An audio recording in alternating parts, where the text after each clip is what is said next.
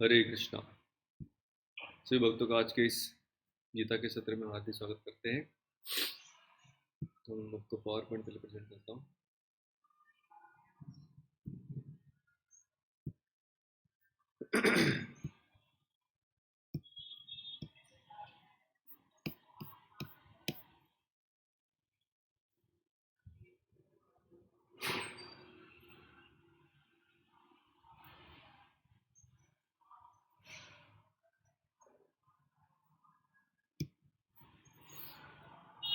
Okay, तो आपको power point दिख रहा है?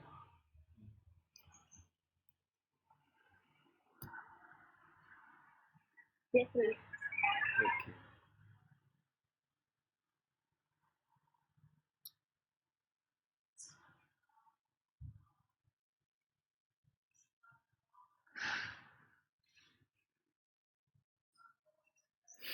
तो पिछली बार हमने 8वें अध्याय में बारे में चर्चा करना आरंभ कर दिया था। तो 7वें अध्याय में भगवान ने भक्तियों के बारे में चर्चा की थी। 7वें अध्याय का एक्रोनिम किसी को याद है हमने क्या किया था?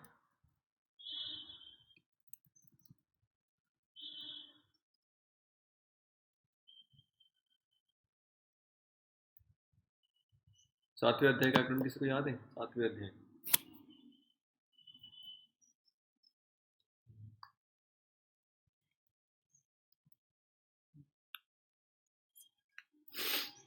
किसी को भी याद नहीं? Head, head, HEAD। Head. Okay, और अभी हम आ रहे हैं 8वें अध्याय में। 8वें अध्याय का एक्रोनिम क्या है? शॉर्टकट क्या बना था 8वें अध्याय का हमने? डेथ। डेथ। तो इस अध्याय को हमने डेथ नाम क्यों दिया है? इस डेथ को कैसे याद रखेंगे? 8वें अध्याय में डेथ है करके क्यों इस... सॉरी, क्योंकि प्रभु जी यहाँ पे अर्जुन का जो क्वेश्चन था कि मतलब मौत के समय हम कहते हैं किस प्रकार से भगवान की आराधना कर सकते हैं। हाँ बराबर। अर्जुन ने बहुत सारे प्रश्न पूछे थे, उसमें से एक जो महत्वपूर्ण प्रश्न है जिसकी चर्चा बहुतांश अध्याय में हुई है वो है कि अंतिम समय जो बहुत मुश्किल है उस समय भगवान का स्मरण हम कैसे करें, अपने जीवन को यशस्वी कैसे बनाए। तो हमने चर्चा की थी पिछली बार कि भक्ति अलग अलग प्रकार की होती है। तो पहले 6 अध्यायों में कर्मयोग की चर्चा हुई, आखिरी के 6 अध्याय में ज्ञान योग की चर्चा हुई। तो बीच वाले जो 6 अध्याय है वो भक्ति की चर्चा करेंगे। उसमें हमने कहा एक तो होती है शुद्ध भक्ति, दूसरी है मिश्र भक्ति। मिश्र भक्ति में हमने 3 प्रकार देखे, कर्म मिश्र भक्ति और फिर ज्ञान मिश्र भक्ति और योग मिश्र भक्ति। तो कर्म मिश्र भक्ति हमने देखा ये दोनों भी कर्म और ज्ञान मिश्र वाले 7वें अध्याय में इसकी चर्चा हुई, जहाँ पर आर्त अर्थार्थ जिज्ञासु और ज्ञानी की चर्चा हुई। तो इस अध्याय में हम किसकी चर्चा कर रहे हैं? योग मिश्र भक्ति की। तो इसको अध्याय में जो भक्ति आ रही है उसको योग मिश्र क्यों कहा गया है? इसमें योगी क्या करता है, कोई बताना चाहेगा? कैसे भक्ति करता है, कैसे योग करता है, क्या दोनों में संबंध है, क्यों उसको जरूरत पड़ी योग की? प्रभु जी योग मिश्र भक्ति हम इसलिए करते हैं क्योंकि कहते हैं अगर हम कहते हैं इसमें जो अलग अलग योग वहाँ पे आए हैं तो उसका हम लोग हेल्प लेके अपनी बुद्धि को या अपने मन को पहले स्थिर करेंगे जो हमें भक्ति में जाने के लिए हेल्प करेगा। बराबर, वेरी गुड।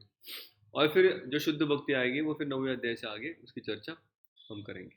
ओके, तो फिर हमने इसका एक्रोनिम देखा था डेथ।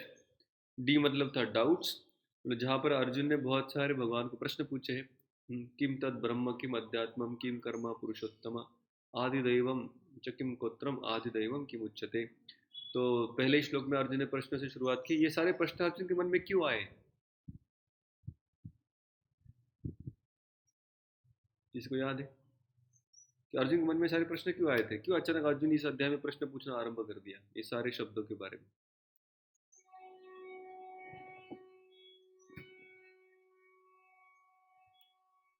क्या कनेक्शन था 7वें अध्याय का 8वें अध्याय से? क्योंकि वहाँ पे भगवान ने बताया था कि कहते हैं जो सभी योगों में श्रेष्ठ है वो भक्ति योग श्रेष्ठ है। ओके, वो छठे और 7वें अध्याय का कनेक्शन है। छठे अध्याय के आखिर में कहा गया था सबसे बड़ा योग भक्ति योग है, इसलिए 7वें अध्याय में भक्ति योग की चर्चा है। लेकिन 7 से लेकर 8 में अभी आए तो अचानक इतने प्रश्न क्यों आए सामने? कारण की 7व्या अध्यायाच्या शेवटी अर्जुनाने विचारलेलं असतं की जरा मरणय मोक्षाय, त्याच्यानंतर आधी भौतिक आधी दैविक हे शब्द त्यांनी विचारल्यामुळे त्यांनी विचारलं की हे सगळं काय आहे भगवंत. तो भगवान ने इन शब्दों का प्रयोग किया था, उपयोग किया था। भगवान कृष्ण ने प्रयोग किया था इन शब्दों का कुछ चीज़ें समझाने के लिए। तो अर्जुन ने पूछ लिया, रुको रुको, ये बहुत सारे नए शब्द आए, नई वोकेबलरी है, कृपया मुझे बताइए। जैसे कई बार जो व्यक्ति अंग्रेजी सीख रहे हैं, वो कभी न्यूज़पेपर पढ़ते हैं या कोई प्रभुपाद की किताब पढ़ते, कुछ शब्द उनको समझ में आते, कुछ शब्द अटक जाते। तो कर्तव्य क्या है, जो शब्द नहीं समझे उसको पूछ ली जाए, ताकि फिर आगे कन्फ्यूजन नहीं होगा। तो वैसे अर्जुन को कुछ शब्द समझ में आए, भगवान ने जो उपयोग किए, कुछ शब्द समझ में नहीं आए। तो पिछले अध्याय में जो लास्ट 2 श्लोक है, उसमें सारे शब्दों का प्रयोग हुआ था। तो अर्जुन ने पूछ लिया ये सब क्या है। तो फिर ई मतलब एंड ऑफ लाइफ। आगे बढ़ते हैं हम। तो किम ब्रह्म, किम अध्यात्मम, किम कर्म, आदिभूत क्या है, आदि दैव क्या है, आदि यज्ञ क्या है, और प्रयाण काल के समय मेरा कर्तव्य, मेरी ड्यूटी क्या है। ये सारे प्रश्न पूछे थे। तो ब्रह्म मतलब कौन है, भगवान ने क्या उत्तर दिया? जीव। जीव। ब्रह्म यानी शाश्वत। शाश्वत कौन है इस दुनिया में? जीव। भगवान शाश्वत नहीं, भगवान भी शाश्वत, लेकिन प्रभुपाद ने कहा उनको पर ब्रह्म कहते हैं, उसको ब्रह्म नहीं कहते। ब्रह्म मतलब जीव होता है जो कि शाश्वत है। अध्यात्म शब्द का अर्थ क्या है, उत्तर बाद में देखेंगे। अध्यात्म मतलब क्या अर्थ है? अधि का हमने अर्थ देखा था, फिर आत्मा का अर्थ देखा था। स्वभाव, जीव का जो स्वभाव है। नहीं, वो तो उसका उत्तर हो गया। मैं पूछ रहा हूँ कि अध्यात्म जीव को जो मतलब उसको चलाता है, मॉनिटर करता है। हाँ, जीव के ऊपर जिसका प्रभाव है, जिसका कंट्रोल है, वो कौन है? वो जीव का स्वभाव है, वो स्वभाव की वजह से काम करता है। कर्म, कर्म की व्याख्या मैंने बताई थी, किसी को याद है? उसमें 3 चीजें जरूरी थी। किसी ने लिखा होगा तो याद होगा, बाकी तो सब लोग भूल गए होंगे। भौतिक इंद्रिय, हाँ भौतिक चेतना, भौतिक परिणाम, क्रियाओं से। हाँ, पूरा बोलिए ठीक से। भौतिक इंद्रिय, भौतिक चेतना, भौतिक परिणाम। मुझे का है। हरिबोल।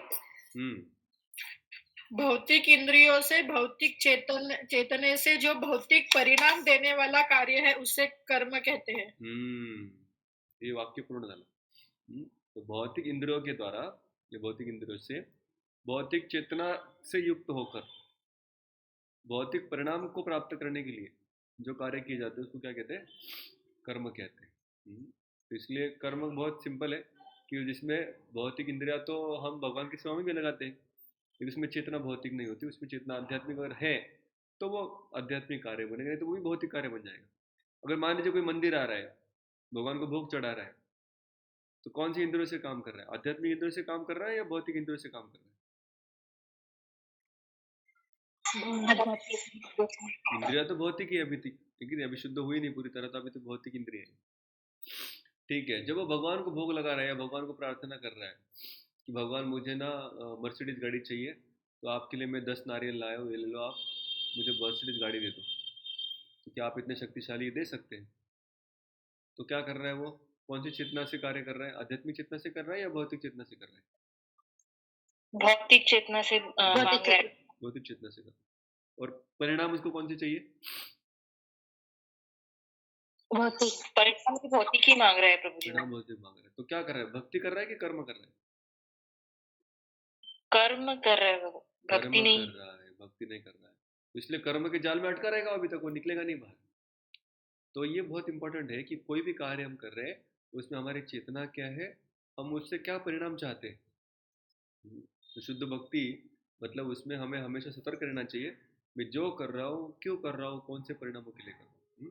तो जब वहाँ पर भौतिक क्रिया हो जाएगी, भौतिक बुद्धि से करेंगे, भौतिक परिणाम के लिए करेंगे, तो वो साधारण भौतिक कर्म ही कहलाएंगे, और हर कर्म का हमें रिएक्शन मिलता है, तो उसका भी मिलेगा। ओके, तो कर्म क्या है? सब भौतिक क्रिया है। चौथा है आदि भूत। उसके पहले मुझे बताएं भूत मतलब क्या? सभी जीव उनको भूत बोला है। सभी जीवों को भूत बोला है। ओके, थोड़ा पास में पहुंच गए। और कुछ बद्ध याद? जीव। बद्ध जीव। बद्ध जीव, जिसने जिसने शरीर प्राप्त किया है। जो जो इस भौतिक शरीर में या भौतिक प्रकृति में, पूरी प्रकृति में जो अटके हैं, आए हैं, अभी नीचे गिर गए, उनको कहते हैं भूत। तो इस प्रकृति में जो जीव है उनका नियंत्रण किससे होता है? आधिभूत से। तो कौन है आधिभूत? प्रकृति प्रकृति में रहने वाले इन जीवों को नियंत्रण प्रकृति ही करती है। तो सत्व, रजोगुण, तमोगुण, हमने वो चित्र देखा है जिसमें 3 स्त्रियां सत्वगुण, रजोगुण, तमोगुण को निर्देशित करती है और हर व्यक्ति के क्रियाओं को नियंत्रित करती है। तो वो है आधिभूत, जो प्रकृति है।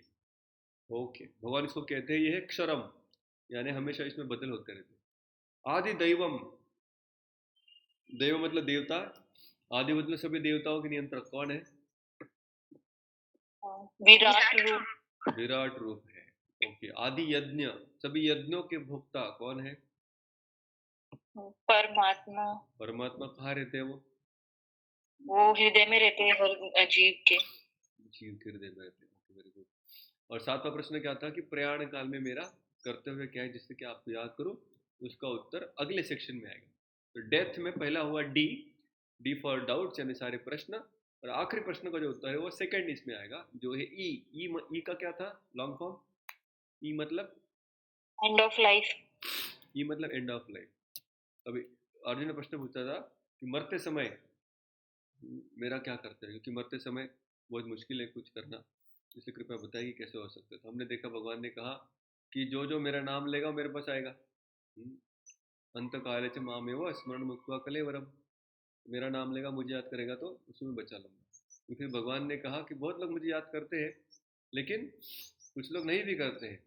मृत्यु समय बहुत इंपॉर्टेंट है। यम यम वापि स्मरण भावम त्यजति अन्ते कलेवरम, जो जो याद करेंगे। तो भरत महाराज ने हिरण को याद किया था, हिरण के पास पहुंच गए, हिरण बन गए, और अगले जन्म में फिर वापस रहुगण बनकर फिर आगे बढ़े।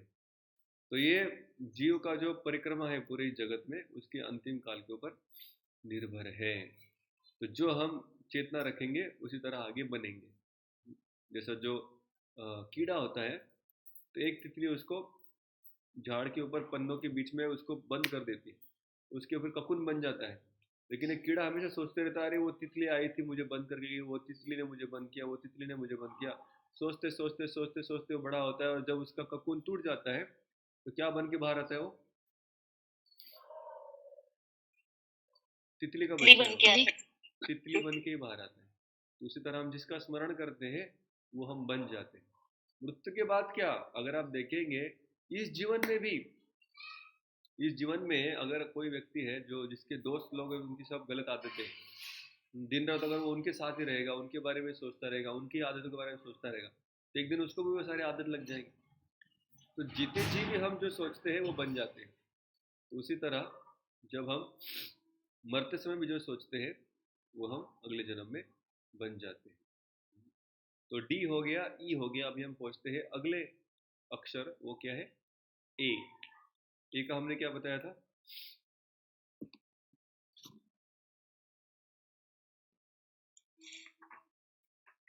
Attending to spiritual world. Attaining the supreme और अटेनिंग द स्पिरिचुअल वर्ल्ड। तो अभी हम कौन से श्लोक तक पढ़े थे, किसी को याद है? 8 तक। एक मिनट।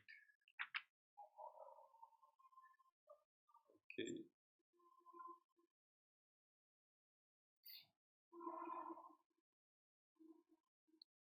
ओके। भगवान ने कहा था कि अभी आप मुझ पर ध्यान कीजिए, अभ्यास कीजिए। तो ये हमने देखा था 8वें श्लोक में।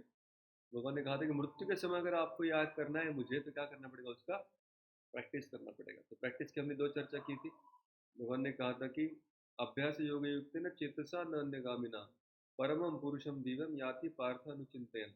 रिपीटेडली अभ्यास करते रहो, प्रैक्टिस प्रैक्टिस प्रैक्टिस करते रहो, तो फिर अंत काल में मेरा स्मरण हो पाएगा। मैया अर्पित मनोबुद्धि मामे वैश्य संशय, पिछले काल में, पिछले श्लोक में कहा था 7वें।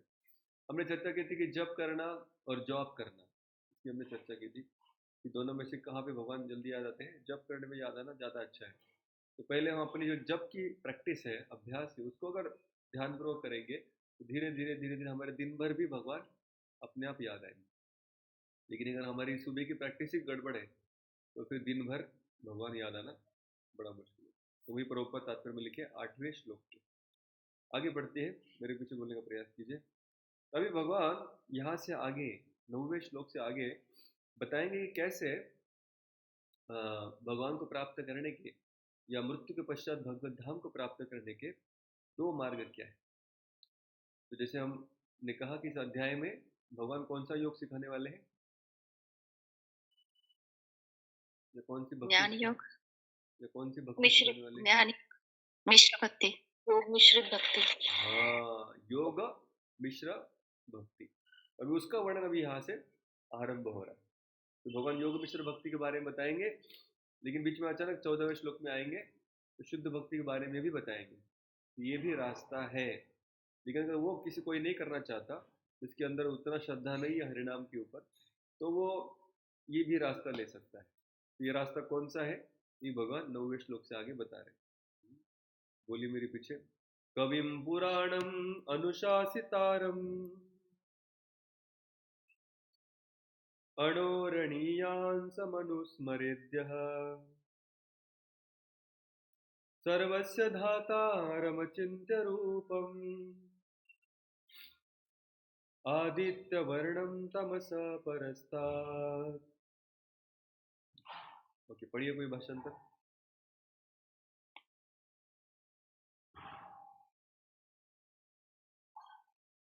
हरे कृष्णा दर्शन। मनुष्य को चाहिए कि परम पुरुष का ध्यान सर्वज्ञ, पुरातन, नियंता, लघुतम से भी लघुतर, प्रत्येक का पालन करता, समस्त भौतिक बुद्धि से परे, अचिंत्य तथा नित्य पुरुष के रूप में करे। वे सूर्य की भांति तेजवान है और इस भौतिक प्रकृति से परे दिव्य रूप है। हरे कृष्ण। कभी सब लघुतम से भी लघुतर, मतलब स्मॉलर देन द स्मॉलेस्ट। जो सबसे छोटी चीज है इस दुनिया में वो क्या है, एटम या जीव, उससे भी जो सूक्ष्म है वो कौन है, आत्मा से भी सूक्ष्म परमात्मा। परमात्मा। जैसे भगवान कहते हैं, ब्रह्म संहिता में ब्रह्मा जी कहते हैं कि सब अणु रेणु में जो निवास करते हैं वो कौन है, तो परमात्मा है। दो अणु में और अणु के बीच में जो जगह है उसमें भी जो रहते हैं उसको कहते हैं परमात्मा। हम सब हृदय में रहते हैं वो परमात्मा। तो यहाँ पर भगवान कह रहे ध्यान करो ध्यान करो ध्यान करो। किसका ध्यान करो, परमात्मा का ध्यान करो। वे आप सब लोग भक्त लोग हो, तो अभी आप सुबह जब जप करते हैं तो जप करते समय किसका ध्यान करते हैं आप में से कितने लोग जो परमात्मा का ध्यान करते हैं, बोलिए हरि बोल। आप में से कितने लोग हैं जो भगवान श्री कृष्ण का ध्यान करते हैं, बोलिए हरि बोल। हरि बोल। हरि बोल। हरि बोल। कम से कम ध्यान करने का प्रयास तो करते हैं, ठीक है ना। तो अभी इसलिए यहाँ से जो परमात्मा के ध्यान के बारे में चर्चा हो रही है, ये योग जो पार्ट है, योग मिश्र भक्ति का जो योग है उसके बारे में भगवान अभी बता रहे हैं कि पहले आप उस परमात्मा तक तो पहुंच जाओ योग से, फिर आपको मैं आगे भगवान तक पहुंचा दूंगा। प्रभुपाद तात्पर्य में लिखते हैं, इस श्लोक में परमेश्वर के चिंतन की विधि का वर्णन हुआ है। सबसे प्रमुख बात यह है कि वे निराकार या शून्य नहीं है। कोई निराकार या शून्य का चिंतन कैसे कर सकता है, यह अत्यंत कठिन है, किंतु कृष्ण के चिंतन की विधि अत्यंत सुगम है और तथ्य रूप से यहाँ वर्णित है। पहली बात तो यह है कि भगवान पुरुष है। हम राम तथा कृष्ण को पुरुष रूप में सोचते हैं, चाहे कोई राम का चिंतन करे या कृष्ण का करे। वे जिस तरह के है उसका वर्णन श्रीमद् भगवद गीता के श्लोक में किया गया है। भगवान कवि है, अर्थात भूत वर्तमान तथा भविष्य के ज्ञाता है, अतः वे सब कुछ जानने वाले। ये प्राचीनतम पुरुष है क्योंकि वे समस्त वस्तुओं के उद्गम है। प्रत्येक वस्तु उन्हीं से उत्पन्न होती है। वे ब्रह्मांड के परम नियंता भी है। वे मनुष्य के पालक तथा शिक्षक है। वे अणु से भी सूक्ष्म है। जीवात्मा बाल के अग्रभाग के 10,000वें अंश के बराबर है, किंतु भगवान अचिंत रूप से इन लघु अणु से भी उसके हृदय में प्रविष्ट करते हैं, इसलिए वे लघुतम से भी लघुतर कहलाते हैं। परमेश्वर के रूप में वे परमाणु तथा लघुतम के भी हृदय में प्रवेश करते हैं और परमात्मा को कहलाते हैं। उनके द्वारा इन लोकों का धारण होता है। प्राय हम आश्चर्य करते हैं कि ये विशाल लोक किस प्रकार वायु में तैर रहे हैं, मतलब अलग अलग ग्रह लोक। यहाँ यह बात बताया गया है कि परमेश्वर अपनी अचिंत्य शक्ति द्वारा इन समस्त विशाल लोकों तथा आकाश गंगाओं को धारण किए हुए हैं। समस्त धातारम, सभी चीजों को धारण करने वाले, अचिंत्य रूपम। इस प्रसंग में अचिंत्य शब्द अत्यंत सार्थक है। ईश्वर की शक्ति हमारी कल्पना या विचार शक्ति से परे है, अचिंत्य, इसलिए अचिंत्य कहलाती है, हमारे चिंतन से आगे है। इस बात का खंडन कौन कर सकता है? वे इस भौतिक जगत के व्याप्त हैं, फिर भी इससे परे हैं। हम इसी भौतिक जगत को ठीक ठीक नहीं समझ पाते, तो आध्यात्मिक जगत की तुलना में नगण्य है, जो कि आध्यात्मिक जगत की तुलना में नगण्य है, तो फिर हम कैसे जान सकते कि इसके परे क्या है? अचिंत्य का अर्थ है इस भौतिक जगत से परे, जिसे हमारा तर्क, नीतिशास्त्र तथा दार्शनिक चिंतन छू नहीं पाता और जो अकल्पनीय है। अतः बुद्धिमान मनुष्य को चाहिए कि व्यर्थ के तर्कों तथा चिंतन से दूर रहकर वेदों, भगवद गीता तथा भागवत जैसे शास्त्रों में जो कुछ कहा गया है उसे स्वीकार कर ले और उनके द्वारा सुनिश्चित किए गए नियमों का पालन करें। इससे ज्ञान प्राप्त हो सकता है। तो भगवान को चिंतन करना है तो अपने मन घड़त स्वरूप के ऊपर चिंतन नहीं कर सकते। प्रोफाइल लिख रहे हैं, जैसे शास्त्र में लिखा है उसी व्यक्ति के ऊपर, उसी रूप के ऊपर चिंतन करना चाहिए। तो यहाँ पर वर्णन हुआ है परमात्मा का, प्रभुपाद कह रहे हैं भगवान का वर्णन है। अभी हमको तो समझ रहे हैं इसमें परमात्मा का वर्णन हो रहा है, बाकी आचार्य भी कहते हैं कि परमात्मा का वर्णन है। तो प्रभुपाद जी कहते हैं कि नहीं, यहाँ पे कृष्ण का वर्णन है। कौन सही है? ये परमात्मा का वर्णन है या कृष्ण का वर्णन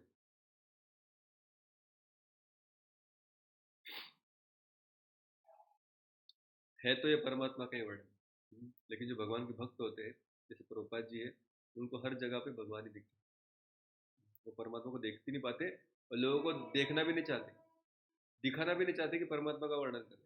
प्रभुपाद कह रहे कोई व्यक्ति अगर गीता खोले और इसी पन्ने को पढ़े, वो इतना ही पढ़ के बंद कर दे किताब, तो बेचारा परमात्मा में अटक जाएगा। उसको तो हमें भगवान तक पहुंचाना है। इसलिए प्रभुपाद यहाँ पे लिखते हैं कि परमेश्वर का चिंतन यहाँ पे हो रहा है, ये कृष्ण का चिंतन हो रहा है। तो साधारणतः जब ईश्वर शब्द का प्रयोग होता है वो परमात्मा के लिए किया जाता है।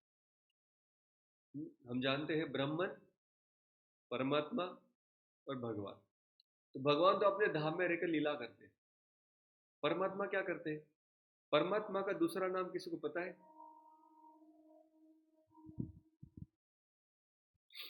चैत्य गुरु बोलते हैं उनको। चैत्य गुरु बोलते हैं, ओके। और कोई नाम?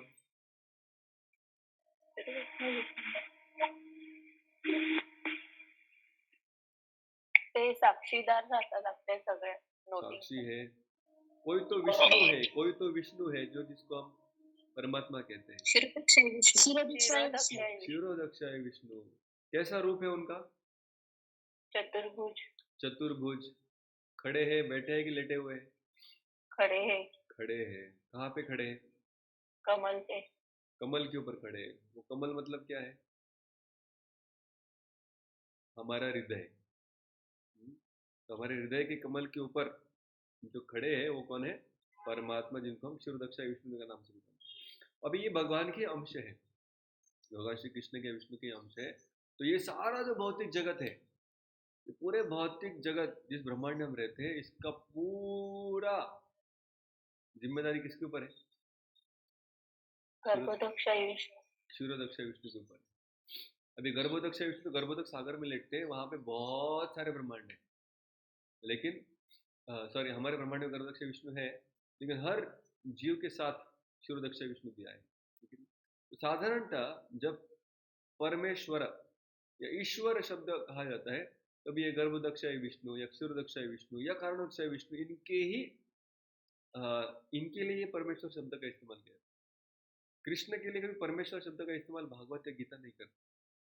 कृष्ण के लिए शब्द हमेशा भगवान, वासुदेव, नंदनंदन, यशोदानंदन, आध्यात्मिक जगत और वहां पे उनकी लीला, उसके विषय में उनका नाम आता है, क्योंकि उनका काम ही नहीं है यहाँ पे ईश्वर या इधर बॉस बनना। यहाँ पे बॉस उन्हें अलग से नियुक्त किए गए।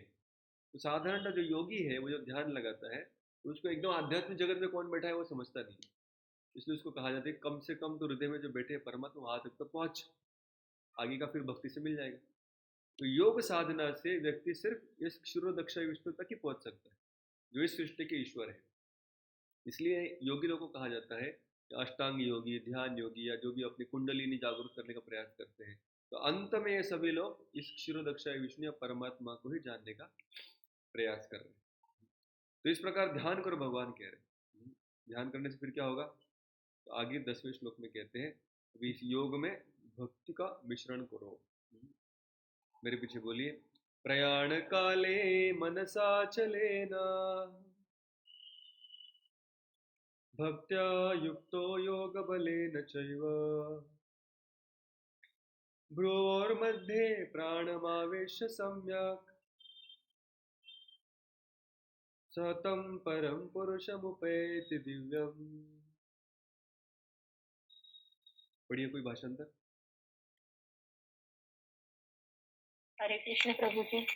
जो मनुष्य अंतकाळी दोन्ही भुवयांमध्ये प्राणवायूला स्थिर करतो आणि योग सामर्थ्याद्वारे अविचल मनाने पूर्णपणे कृष्ण भावना भावित होऊन भगवत स्मरण करण्यामध्ये युक्त होतो, त्याला निश्चितच भगवंतांची प्राप्ती होते. हरे कृष्ण. अभी इसने योग साधना की है, लेकिन अंत में अभी भक्त्या युक्तो, भक्ति से प्रेरित होकर। तो भाई तो अभी तक योग क्यों किया, फिर किस लिए किया?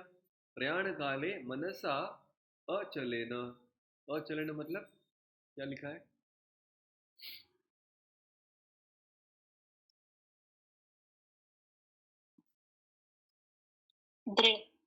दृढ़ या अचल। तो मन को दृढ़ बनाने के लिए उस व्यक्ति ने योग साधना की शक्ति ली। योग बलेन च एव, योग के बल से मन को अचल बनाया और फिर उसको भक्ति में युक्त किया।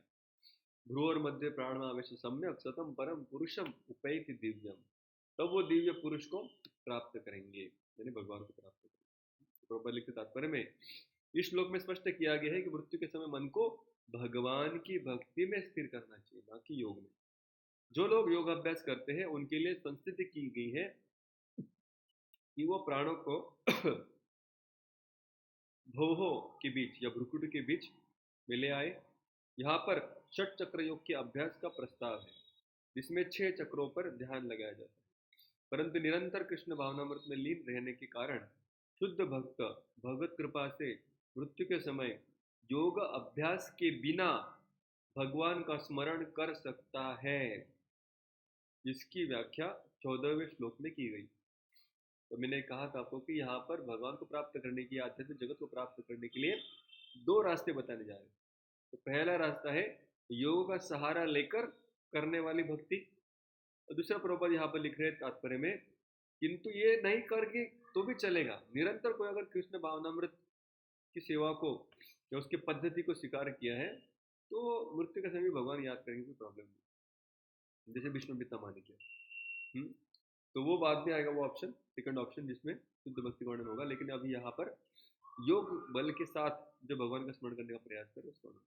इस श्लोक में योग बलेन शब्द का विशिष्ट प्रयोग महत्वपूर्ण है, क्योंकि योग के अभाव में, चाहे वह षट चक्र योग हो या भक्ति योग, मनुष्य कभी भी मृत्यु के समय इस दिव्य अवस्था को प्राप्त नहीं होता। योग मतलब वो भगवान के साथ जुड़ना चाहिए। अगर भगवान से जुड़ा ही नहीं तो फिर कितना भी आसन प्राणायाम कर ले तो उसका परिणाम कुछ होगा नहीं। कोई भी मृत्यु के समय परमेश्वर का सहसा स्मरण नहीं कर पाता, क्योंकि इतनी पीड़ा होती है।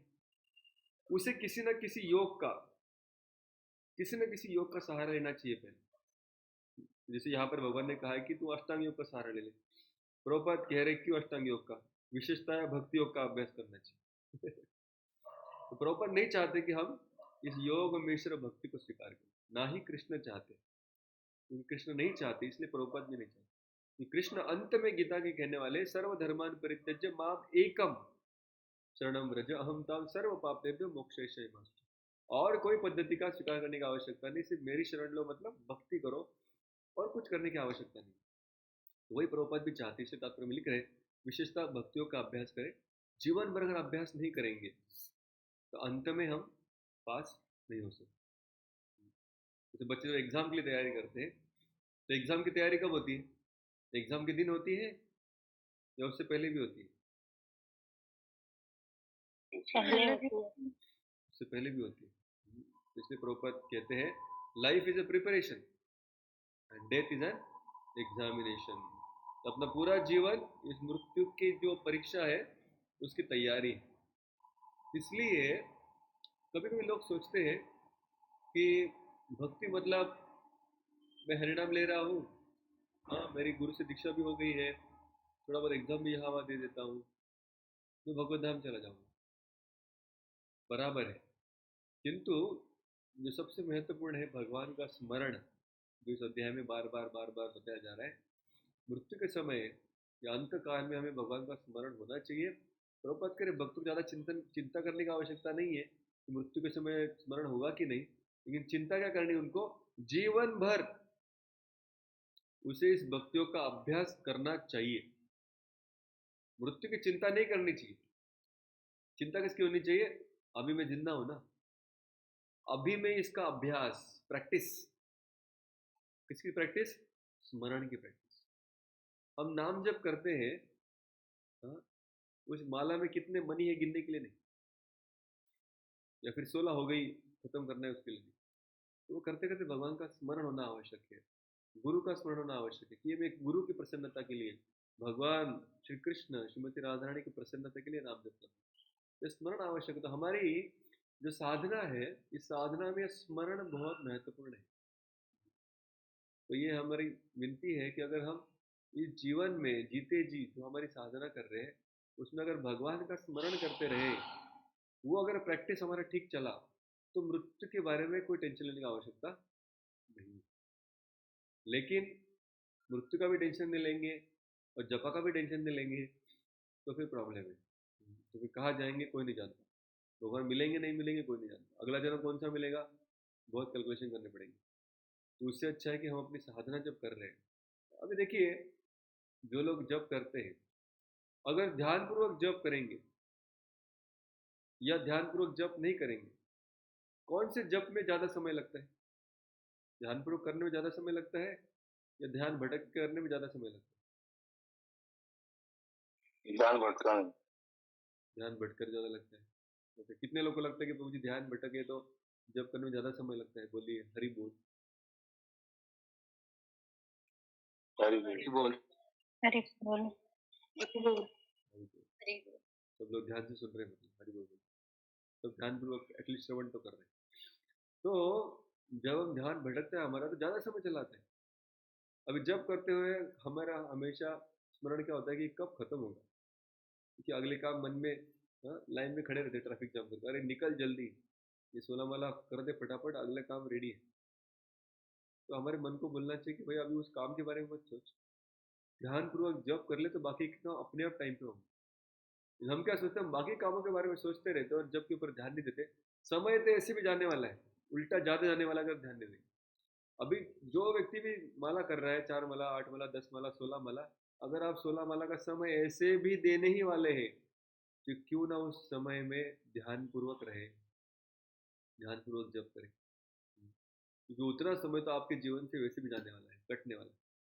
तो अगर उस समय में अगर आप ध्यानपूर्वक जप करेंगे तो मृत्यु का भय खत्म हो जाए।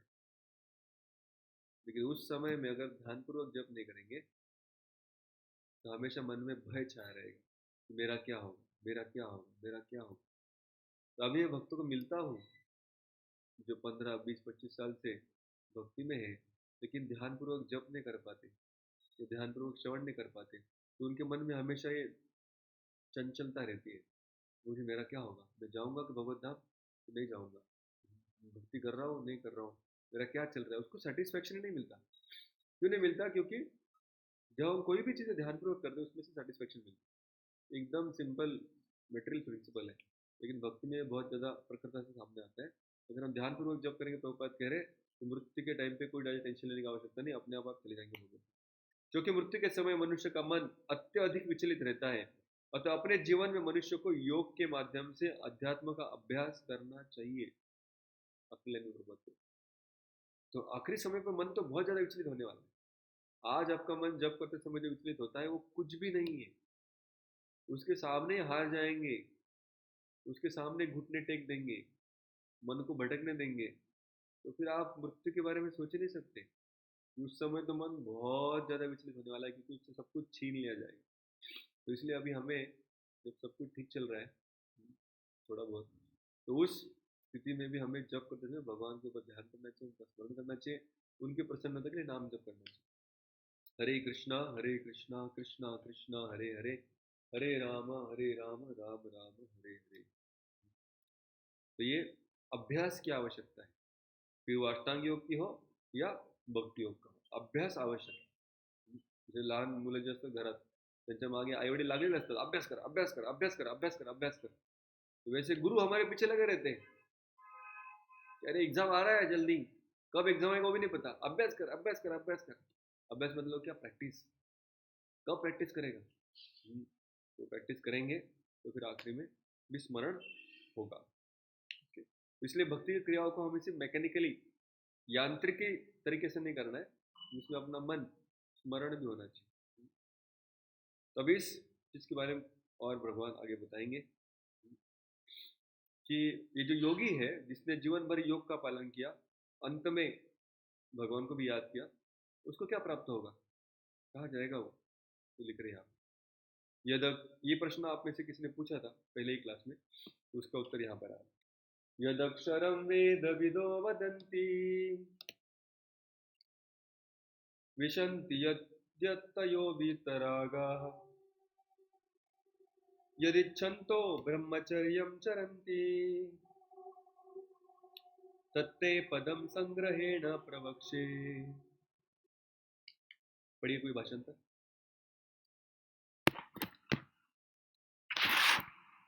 हरे कृष्ण. 11वां श्लोक. जो वेदों के ज्ञाता, हाँ पढ़िए. जो वेदों के ज्ञाता है, जो ओंकार का उच्चारण करते हैं और जो संन्यास आश्रम के बड़े बड़े मुनि हैं, वे ब्रह्मा में प्रवेश करते हैं.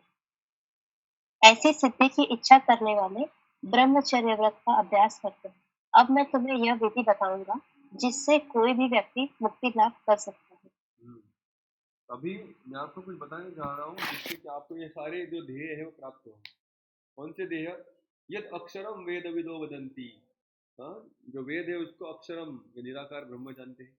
विशंति यद्यतो वीतरागा, अपने सारे जीवन के वीतराग मतलब सारे अटैचमेंट्स को छोड़कर जो चले जाते हैं यानी सन्यासी, वो जिस पद को प्राप्त करते हैं, यदि इच्छन्तो ब्रह्मचर्य चरंती, कुछ लोग उस पद को प्राप्त करने के ब्रह्मचर्य का पालन भी करते हैं.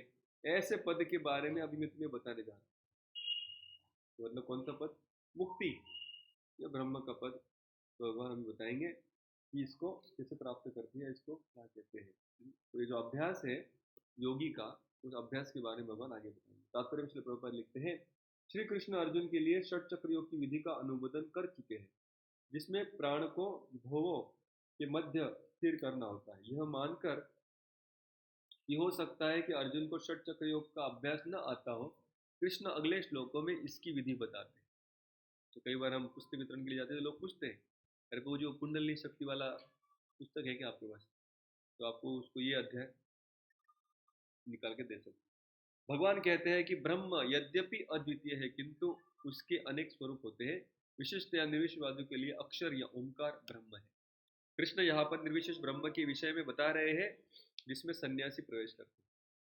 सन्यासी मतलब, अभी ये सन्यासी मतलब वैष्णव सन्यासी नहीं है, ये निराकारवादी सन्यासी है जो कि ज्ञान योग का पालन करते हैं. अपना सब घर बार छोड़कर हरिद्वार में बैठते हैं और वहाँ पर भगवान के बारे में सुनते हैं, भगवान के बारे में, परमात्मा के बारे में, ब्रह्म ज्योति के बारे में.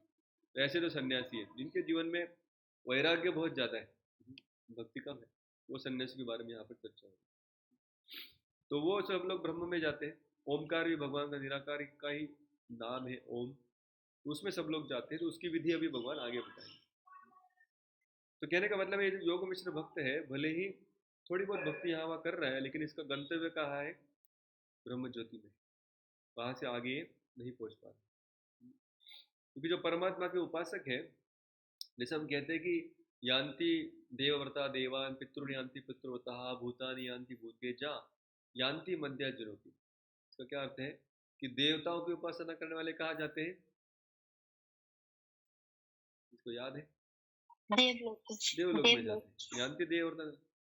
पितरों की उपासना करने वाले कौन से लोक में जाते हैं? पितृलोक में जाते हैं. लेकिन और भगवान की उपासना करने वाले कहाँ जाते हैं? भगवत धाम. भगवान के धाम में, भगवत धाम में. अभी मैं आपको पूछूंगा, ब्रह्म के उपासक कहाँ जाते हैं? ब्रह्म ज्योति के उपासक. ब्रह्म ज्योति को। ब्रह्म ज्योति में जाएंगे। तो आखिरी प्रश्न है, परमात्मा के उपासक कहाँ जाएंगे?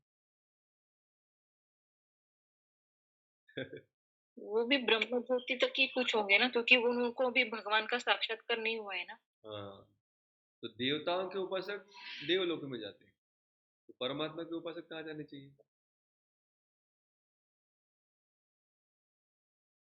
परमात्मा के लोक में जाने चाहिए। परमात्मा का लोक कोई है क्या? परमात्मा का कोई लोक नहीं। परमात्मा तो इसी लोक में, इसी जगत में, सबके हृदय में रहते हैं। यहाँ से अगर किसी को मुक्ति मिला और परमात्मा के पास जाना है, तो वो परमात्मा के पास नहीं जाता, तो कहाँ जाता है? ब्रह्म ज्योति में जाता है। तो अंत में ये सारी योगी, वो भी षट चक्र योगा, योग मिश्र भक्ति, अष्टांग योग, ध्यान योग, हठ योग, ये अगर बहुत यशस्वी हो भी जाएंगे तो कहाँ तक पहुंचेंगे? सिर्फ ब्रह्म ज्योति के पास ही पहुंचेंगे। और पर आगे लिखते हैं, ज्ञान की वैदिक पद्धति में छात्रों को प्रारंभ से गुरु के पास रहने से ब्रह्मचर्य व्रत का पालन करते हुए ओमकार का उच्चारण तथा परम निर्विशेष ब्रह्म की शिक्षा दी जाती है। अब ये सारा उस योग पद्धति का वर्णन कर रहे हैं। इस प्रकार वे ब्रह्म को दो स्वरूपों में परिचित होते हैं। यह प्रथा छात्रों के आध्यात्मिक जीवन के विकास के लिए अति आवश्यक है, किंतु इस समय ऐसा ब्रह्मचर्य जीवन या अविवाहित जीवन बीता पाना बिल्कुल संभव नहीं है। तो पर लिखते हैं, ऐसे निर्विशेष ब्रह्म में ध्यान रखकर ब्रह्मचारी रहना मुश्किल है। कि भगवान की सेवा करते हुए ब्रह्मचारी रह सकते, ब्रह्म की उपासना करके ब्रह्मचारी अभी समाज में रहना मुश्किल है। विश्व का सामाजिक ढांचा इतना बदल चुका है कि छात्र जीवन के प्रारंभ से ब्रह्मचर्य जीवन बिताना संभव नहीं है। गुरुकुल में कोई जाता है नहीं। यद्यपि विश्व में ज्ञान की विभिन्न शाखाओं के लिए अनेक संस्था है, किंतु ऐसी मान्यता प्राप्त एक भी संस्था नहीं है जहां ब्रह्मचर्य के सिद्धांतों में शिक्षा प्रदान की जा सके। इतना सारा यूनिवर्सिटीज है, विद्यापीठ है, लेकिन कोई भी उसमें ब्रह्मचर्य का पालन नहीं सिखाता। सब लोग फ्री मिक्सिंग सिखाते। ब्रह्मचर्य के बिना आध्यात्मिक जीवन में उन्नति कर पाना अत्यंत कठिन है, खास करके इस योग अभ्यास में। अतः इस कलयुग के लिए ये योग अभ्यास कुछ काम का नहीं है। इसलिए शास्त्रों के आदेश अनुसार भगवान श्री चैतन्य ने घोषणा की है कि भगवान कृष्ण के पवित्र नाम हरे कृष्ण कृष्ण कृष्ण हरे हरे, हरे राम राम राम हरे हरे, इस मंत्र के जप के अतिरिक्त परमेश्वर के साक्षात्कार का कोई अन्य उपाय नहीं।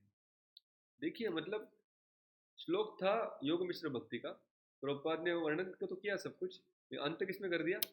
भक्ति योग में। क्यों? क्योंकि अगर कोई इतना ही पढ़ना पड़ेगा और बंद कर देगा तो बेचारा अटक जाएगा योग मिश्र भक्ति में। उसको भक्ति मिलना चाहिए, तो इसलिए यहाँ पर हरे कृष्णा लिख दिया। तो कई बार प्रभुपाद जी भक्ति योग के अध्याय से ज्यादा जो बाकी योग के अध्याय उससे भक्ति योग ज्यादा लिखते। तो एक व्यक्ति ने कहा कि ये क्या है स्वामी जी, आपके ऐसे कैसे? इधर लिखा है भगवद गीता दशी आय दशी यथारूप, और जैसा तैसा लिखते नहीं है। योग मिश्र भक्ति चल रहा है, योग अभ्यास की चर्चा हो रही है, षट चक्र योग की चर्चा हो रही है, और आप हरे कृष्ण महामंत्र लिख रहे हैं। तो इसका उत्तर क्या है? इसका उत्तर ये है कि प्रभुपाद कृष्ण के हृदय की बात जानते। कृष्ण अर्जुन का अंत में जो उपदेश दिए हैं, ये लोग जो अंत तक पहुंचेंगे नहीं, उसके पहले ही गायब हो जाएंगे चंचल मन के कारण। तो उनको उनसे वो अंत मिस नहीं होना चाहिए, वो उस अंत से वंचित ना रहे। इसलिए प्रभुपाद हर पन्ने पे भक्तियों का वर्णन करते हैं, जिससे कि गीता का जो मुख्य उद्देश्य है वो यथारूप सबको हर पन्ने में मिले। अगला श्लोक पढ़ेंगे मेरे पीछे। सर्वद्वाराणि संयम्य मनोरुधि निरुद्ध च मूर्ध्याधायात्मानः प्राणमास्थितो योग धारणा। पढ़िए कोई भाषांतर 12वें श्लोक।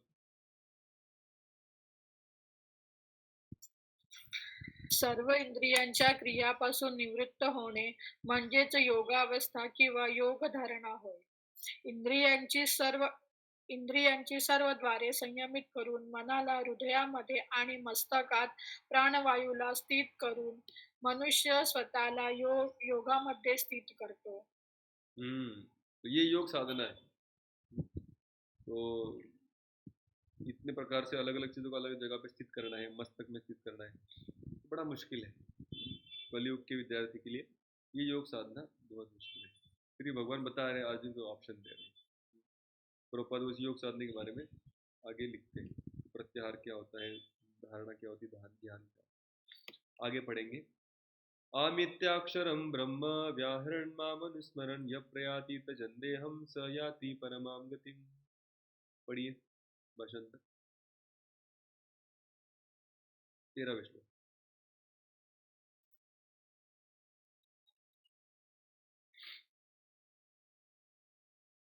हरे कृष्ण। इस योग अभ्यास में स्थित होकर तथा अक्षरों के परम संयोग यानी ओंकार का उच्चारण करते हुए यदि कोई भगवान का चिंतन करता है और अपने शरीर का त्याग करता है तो वह निश्चित रूप से आध्यात्मिक लोकों को जाता है। मतलब भौतिक लोकों से बाहर निकल जाता है, भगवान के धाम में नहीं पहुंचेगा, लेकिन मुक्ति उसको जरूर प्राप्त होगी ओमकार का स्मरण करने। तो कई बार लोग कहते हैं अरे गीता में तो भगवान ने ओमकार का स्मरण करने के लिए कहा है, भैया आप ये हरे कृष्णा कहाँ से लेके आए? एक व्यक्ति मुझे मिला था ऐसे पागर में, कोई पे कमला पार्क में प्रोग्राम कर रहे थे, तो क्या मैंने सारे वेद पढ़े हैं, मैंने गीता भी पढ़ी है, गीता में भगवान कहते हैं क्या बोलो, ओम इति अक्षरम ब्रह्म व्याहरण माम अनुस्मरण, ओम उच्चारण करके मेरा स्मरण करो। आप कह रहे हरे कृष्णा करके स्मरण करो, तो आप विपरीत बता रहे। प्रॉपर इसका स्पष्टीकरण यहाँ पे देते हैं। यहाँ स्पष्ट उल्लेख हुआ है कि ओम ब्रह्म तथा भगवान कृष्ण परस्पर भिन्न नहीं है। ओम ये कृष्ण की निर्विशेष ध्वनि है, लेकिन हरे कृष्ण में यह ओम सन्निहित है। मतलब भगवान का जो निराकार स्वरूप है उसको अगर पुकारना है आपको तो क्या कहना चाहिए, ओम।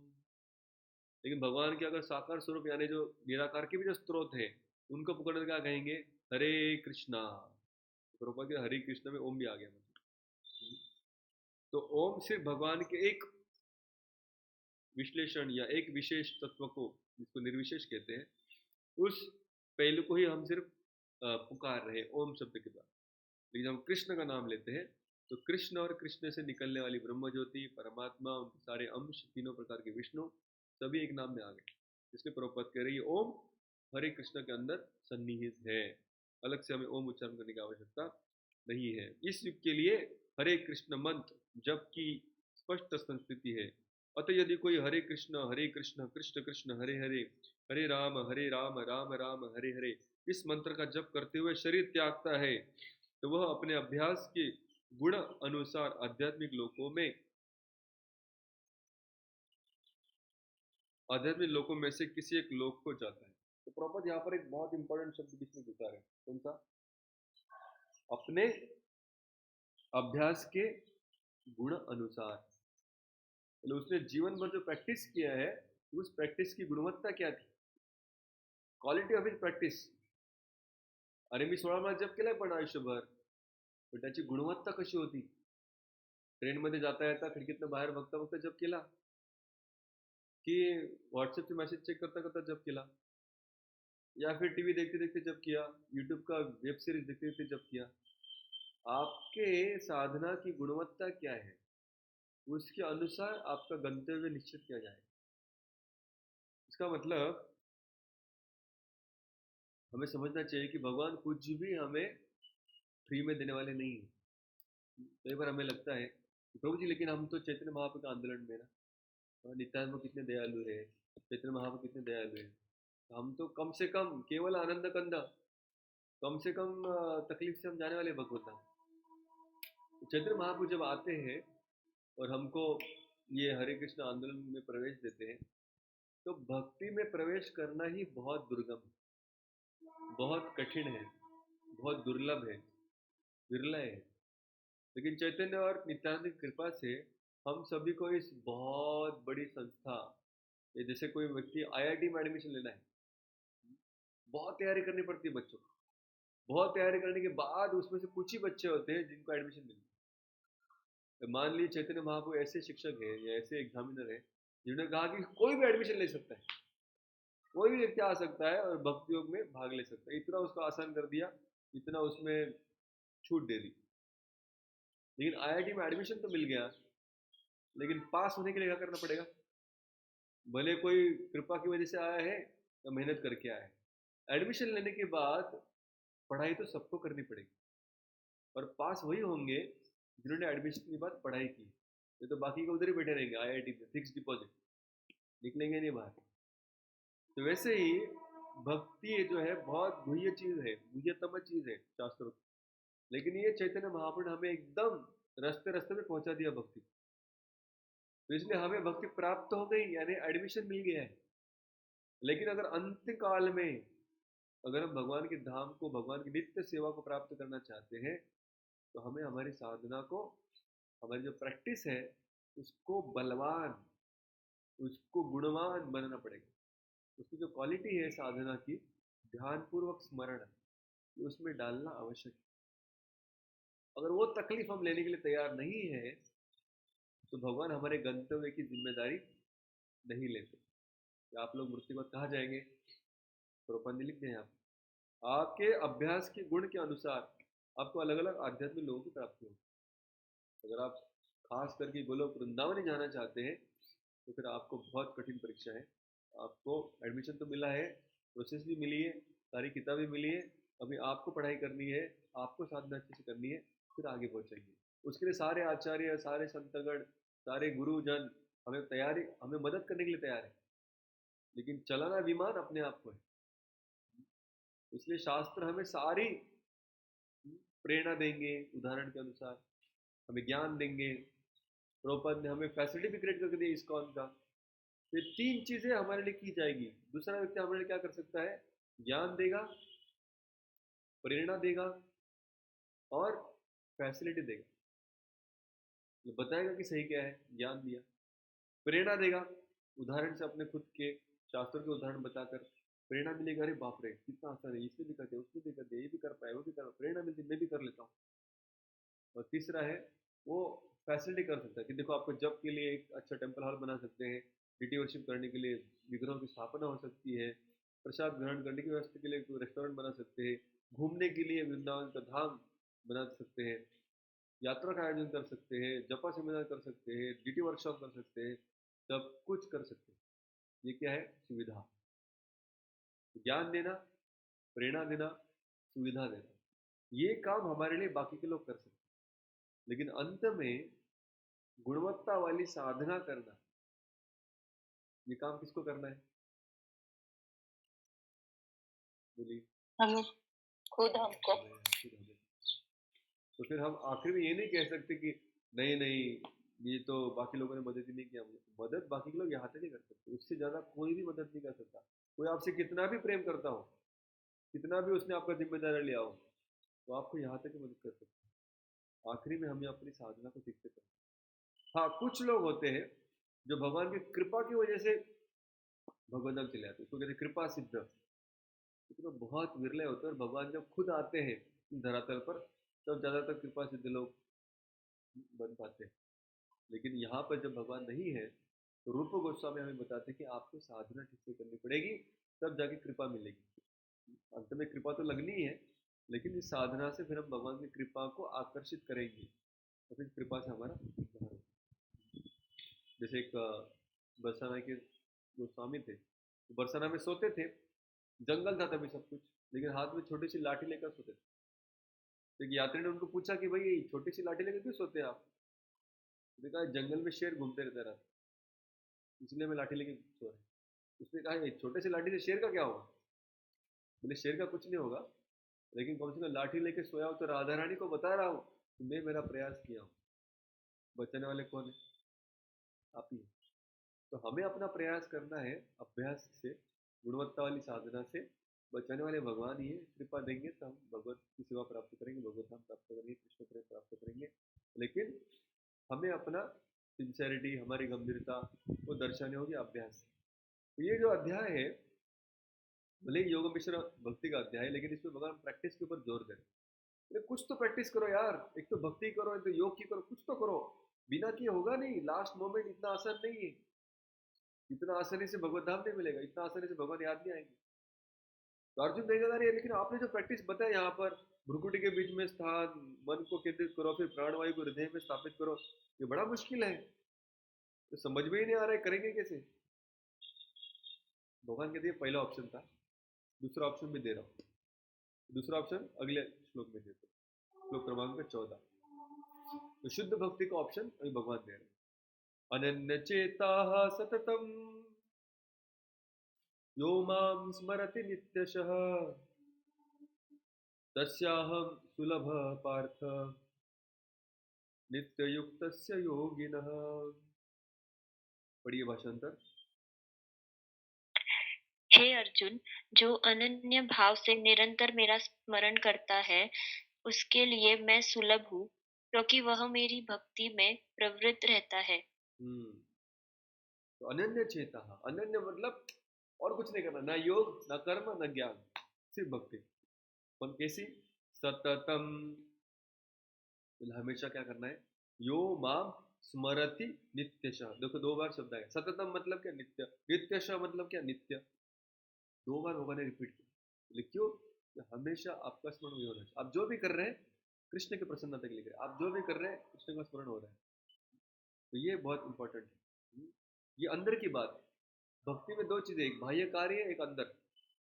दोनों भी, दोनों में समानता होनी चाहिए। बाहर जब कर रहे हैं, ड्यूटी वर्शिप कर रहे हैं, प्रसाद ग्रहण कर रहे हैं, ये अंदर भी स्मरण करने की तकलीफ होती है, थोड़ा सा ताकत लगाना पड़ता है, लेकिन वो लगाएंगे तो भगवान पूरा गारंटी ले। भगवान के तस्य अहम सुलभ पार्थ, उनके लिए मैं बहुत सुलभ हूँ।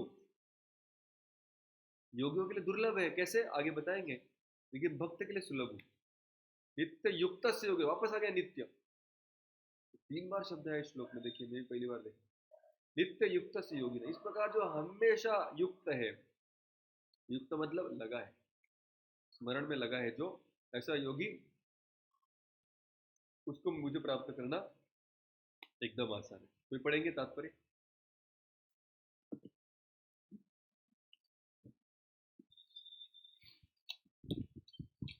हरे कृष्ण। इस श्लोक में उन निष्काम भक्तों द्वारा प्राप्तव्य अंतिम गंतव्य का वर्णन है, जो भक्ति योग के द्वारा भगवान की सेवा करते हैं। पिछले श्लोकों में 4 प्रकार के भक्तों का वर्णन हुआ है: आर्थ, जिज्ञासु, अर्थार्थी तथा ज्ञानी। मुक्ति की विभिन्न विधियों का भी वर्णन हुआ है: कर्म योग, ज्ञान योग तथा हठ योग। इस योग पद्धतियों के नियमों में कुछ न कुछ भक्ति मिली रहती है, लेकिन इस श्लोक में शुद्ध भक्ति योग का वर्णन है, जिसमें ज्ञान, कर्म या हठ का मिश्रण नहीं होता, हरे कृष्ण। जैसा कि अनन्य। तो इसलिए अभी हमने जो चर्चा की थी ना पहले दिन, कि कैसे अभी तक मिश्र भक्ति वर्णन, ये कहाँ से आया? प्रभुपाद यहाँ पे लिखे कि जो आर्त, जिज्ञासु, अर्थात, इसमें क्या था? मिश्रण था। किसका मिश्रण था? कर्म का मिश्रण था, ज्ञान का मिश्रण था। प्रभुपाद ने कहते हठ योग का भी मिश्रण अभी पीछे बताया गया।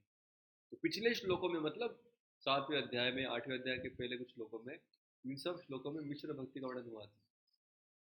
लेकिन अभी भगवान गेयर चेंज कर रहे हैं और एक श्लोक में बता के जा रहे हैं, यार बेटर ऑप्शन है, अच्छा ऑप्शन है, वो क्या है? शुद्ध भक्ति। तो जो हमने वर्णन किया वो प्रॉपर यहाँ पे लिखते हैं, लेकिन इतना पढ़ने के बाद इधर पढ़ेंगे तो फिर पिछले पे क्या चल रहा था वो समझ में आएगी, इसलिए हमने इसकी चर्चा पहले ही कर ली। अभी प्रॉपर से हम सुनते हैं। पढ़िए आगे। जैसा कि अनन्य चेता शब्द से सूचित होता है, भक्ति योग में भक्त कृष्ण के अतिरिक्त और कोई इच्छा नहीं करता। शुद्ध भक्त न तो स्वर्गलोक जाना चाहता है, न ब्रह्म ज्योति से तादात्म्य में या मोक्ष या भवबंधन से मुक्ति ही चाहता है। शुद्ध भक्त किसी भी वस्तु की इच्छा नहीं करता। चैतन्य चरितामृत में शुद्ध भक्त को निष्काम कहा गया है। उससे ही पूर्ण शांति का लाभ होता है, उन्हें नहीं जो स्वार्थ में लगे रहते हैं। एक और जहाँ ज्ञान योगी, कर्म योगी या हठ योगी का अपना अपना स्वार्थ रहता है, वही पूर्ण भक्त में भगवान को प्रसन्न करने के अतिरिक्त अन्य कोई इच्छा नहीं होती। अतः भगवान कहते हैं कि जो एक निष्ठ भाव से उनकी भक्ति में लगा रहता है, उसे वे सरलता से प्राप्त होते हैं। तो चैतन्य चरितामृत यहाँ पे शुद्ध वर्णन भक्त आया। सद तो चैतन्य चरितामृत का वर्णन है, उसमें श्लोक आता है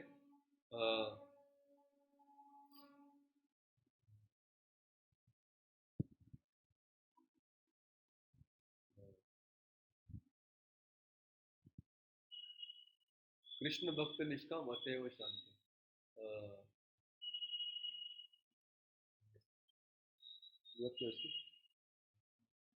भुक्ति मुक्ति, भुक्ति मुक्ति सिद्धि कामी सकले अशांत, कृष्ण भक्त निष्काम अतएव शांत। तो भुक्ति की कामना करने वाले, मुक्ति की कामना करने वाले, सिद्धि की कामना करने वाले सकल अशांत, हमेशा अशांत रहेंगे, कृष्ण भक्त निष्काम, कोई कामना नहीं है, अतएव इसीलिए शांत। तो शांति का अनुभव कौन कर सकता है? सिर्फ भक्त, क्योंकि वो निष्काम। तो भुक्ति की कामना कौन सा योगी करता है? कर्मी, ज्ञानी या योगी? कौन करता है कर्म भुक्ति? योगी। कर्म योगी तो बहुत भोग करना चाहता है, भौतिक भोग, स्वर्ग जाना चाहते थे, तो भुक्ति कामना। मुक्ति की कामना कौन सा योगी करता है? ज्ञान योगी। ज्ञान योगी मुक्ति मुक्ति चाहता है, बोले निकलना यहाँ से, निकलना यहाँ से, छुटकारा चाहिए, तो मुक्ति कामी रहता है ज्ञान योगी। और सिद्धि की कामना कौन करता है?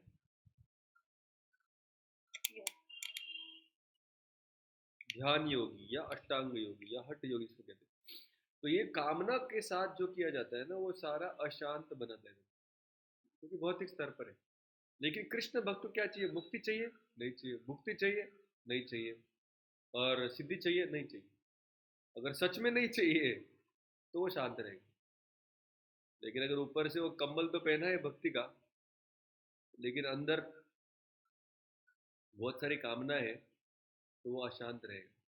तो जब तक हम अपने हृदय में इन 3 इच्छाओं को लेकर चलते हैं, मुक्ति मतलब बहुत भोग विलास की इच्छा, मुक्ति मतलब तकलीफ से छुटकारा की इच्छा, और सिद्धि मतलब इस जीवन में कुछ परफेक्शनिस्ट बनने की इच्छा, कुछ पाने की इच्छा, जो बाकी लोगों से मुझे में कुछ एक्सपर्टीज आ जाए, मैं इसमें मेरे जैसा कोई नहीं, सिद्धि प्राप्त है। हाँ? तो ऐसा मतलब कुकिंग करूँ तो मेरे जैसा होना चाहिए, ये भी बाकी का सब इनको कुछ नहीं आता, मैं बेस्ट, तो कहते हैं सिद्धि की कामना। तो ऐसे जो तीनों विचार है, ये भक्ति के विपरीत है। और जब अगर भक्ति के साथ ही विचारों को लेकर चल रहे हैं हम, तो ये लोग शुद्ध भक्ति नहीं कर रहे हैं। ये क्या कर रहे हैं? कर्म मिश्र, ज्ञान मिश्र या योग मिश्र भक्ति कर रहे हैं। तो ऐसी भक्ति मन को शांति कभी नहीं पहुंचाए, हमेशा आत्मा अशांत रहेगा, कभी संतुष्ट नहीं होगा। लेकिन जब अधोक्षज की भक्ति करते हैं तो मन अपने आप निष्काम, निष्काम मतलब उसके अंदर कामना है, लेकिन कामना कौन सी है? कृष्ण को संतुष्ट करने के लिए क्या करूं? तो उसके लिए कुकिंग करना है करूंगा, गाना है गाऊंगा, खर्चा करना है करूंगा, पैसा कमाना है कमाऊंगा, कृष्ण और वैष्णव की संतुष्टि के लिए जो जरूरी है करूंगा। लेकिन विचार पक्का है कि ये उनके संतुष्टि के लिए कर रहा हूँ, मेरे खुद के इंद्रिय भोग के लिए नहीं। ये विचार जिसका पक्का है, कृष्ण भक्त निष्काम, जहाँ पे पर्सनल कंसिडरेशन नहीं है, जहाँ पे स्वार्थ का इच्छा नहीं है, स्वार्थ का दुर्गंध नहीं है, वहां पर ही शांति रह सकती। जहाँ जहाँ पे स्वार्थ आएगा वहां पर अशांति होगी, क्योंकि वहां पर शुद्ध भक्ति नहीं है। तो इसलिए कई बार लोग पूछते शुद्ध भक्त मतलब क्या? शुद्ध भक्त हम सिर्फ क्रियाओं से नहीं, लेकिन उसके विचारों से समझ सकते हैं कि उसको क्या चाहिए। कई बार हम बोलते बड़ी बड़ी चीजें हैं, लेकिन हमें चाहिए कुछ और। जैसे अर्जुन गीता की शुरुआत में बहुत कुछ बड़ा बड़ा बोल रहा था, असोचान अनुशोचन प्रज्ञावादम से भाषा से, बहुत प्रज्ञावान बनकर बोल रहा था, लेकिन गतासु न गतासु से नानु सोचन थे पंडिता, तो उसका शोक तो बहुत तुच्छ चीजों के लिए था। फिलोसफी बड़ा है, लेकिन हृदय में अटैचमेंट और दुख बहुत ही निचले चीजों का है, तो फिर अशांति रहेगी। इसलिए अर्जुन रो रहा था। तो हमें चाहिए कि हम जो पढ़ रहे हैं, सुन रहे हैं, बोल रहे हैं, वही हमारे मन में भी भाव हो। जब वहां उतरेंगे तो फिर हम भक्ति का आनंद का अनुभव कर पाएंगे, तभी शांति का अनुभव करेंगे। तो फिर ये सारी इच्छाओं को पकड़ कर लेके चलेंगे भक्ति में, ये भी मिलना चाहिए, भी मिलना चाहिए, भी मिलना चाहिए। ऐसा जरूरी नहीं कि कृष्ण देंगे नहीं आपको, कृष्ण दे भी सकते हैं, अगर आपकी सेवा के लिए वो जरूरी है। कृष्ण आपको भुक्ति भी देंगे, मुक्ति भी देंगे, सिद्धि भी देंगे। लेकिन आप बोलेंगे पहले ये दो, फिर आपकी इसके लिए आपकी सेवा करो, तो फिर शांति नहीं मिलेगी, अशांति मिलेगी। तो शुद्ध भक्ति मतलब ऐसे नहीं कि उसको कृष्ण बहुत पिटेंगे, मारेंगे, लेकिन फिर उसको आवाज नहीं करना है, उसको भक्ति नहीं कहते। भक्ति मतलब कृष्ण में आपके प्रसन्नता के लिए कार्य करना चाहता हूँ, अपने आप जब आपकी इच्छा प्रामाणिक है तो कृष्ण भी आपको प्रसन्न रखेंगे, और उसके लिए जो जरूरी है वो है सबसे ज्यादा भक्ति। तो भक्ति के लिए जो जरूरी होगा वो कृष्ण आपके जीवन में जरूर देंगे। लेकिन खुद से भक्ति करने में भी इच्छाएं नहीं होती, वो शुद्ध भक्ति। इसलिए उसको कहा गया है अनन्य चेता। तो चित्त है वो कृष्ण के प्रसन्नता को छोड़कर और किसी वस्तु की कामना नहीं करता है। अनन्य चेता सततम यो माम स्मरति नित्यशः तस्याहं सुलभ पार। नेक्स्ट पैराग्राफ कोई और पढ़ना चाहेगा? अभी तक जिसने पढ़ा छोड़कर कोई और पढ़ना चाहेगा? Next paragraph.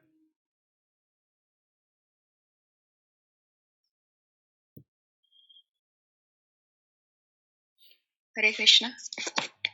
शुद्ध भक्ति सदैव कृष्ण के विभिन्न रूपों के में से किसी एक ही भक्ति में लगा रहता है। कृष्ण के अनेक स्वांश तथा अवतार तथा राम तथा नरसिंह, जिनमें से भक्त किसी एक के रूप को सुनकर उनकी भक्ति में मन को स्थिर कर सकता है। ऐसे भक्त उनको अनेक समस्याओं का सामना नहीं करना पड़ता, जो अन्य योग के अभ्यासकर्ताओं को झेलनी पड़ती है। भक्ति योग अत्यंत सरल, शुद्ध तथा सुगम है। इसका शुभारंभ हरे कृष्ण जब से किया जा सकता है। भगवान सर्व पर कृपालु है, किंतु जैसा कि पहले कहा जा चुका है कि जो अनन्य भाव से उनकी सेवा करते हैं वह उनके ऊपर विशेष कृपालु रहते हैं।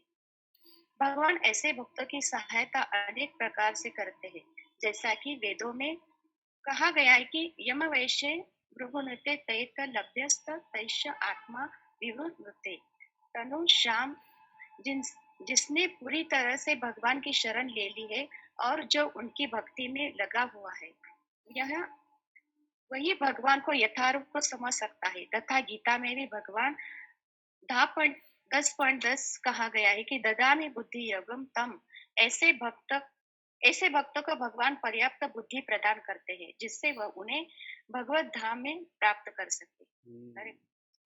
तो हम अभी यहाँ पे प्रभुपाद दूसरे शब्द के बारे में कह रहे हैं, तस्य अहम सुलभ।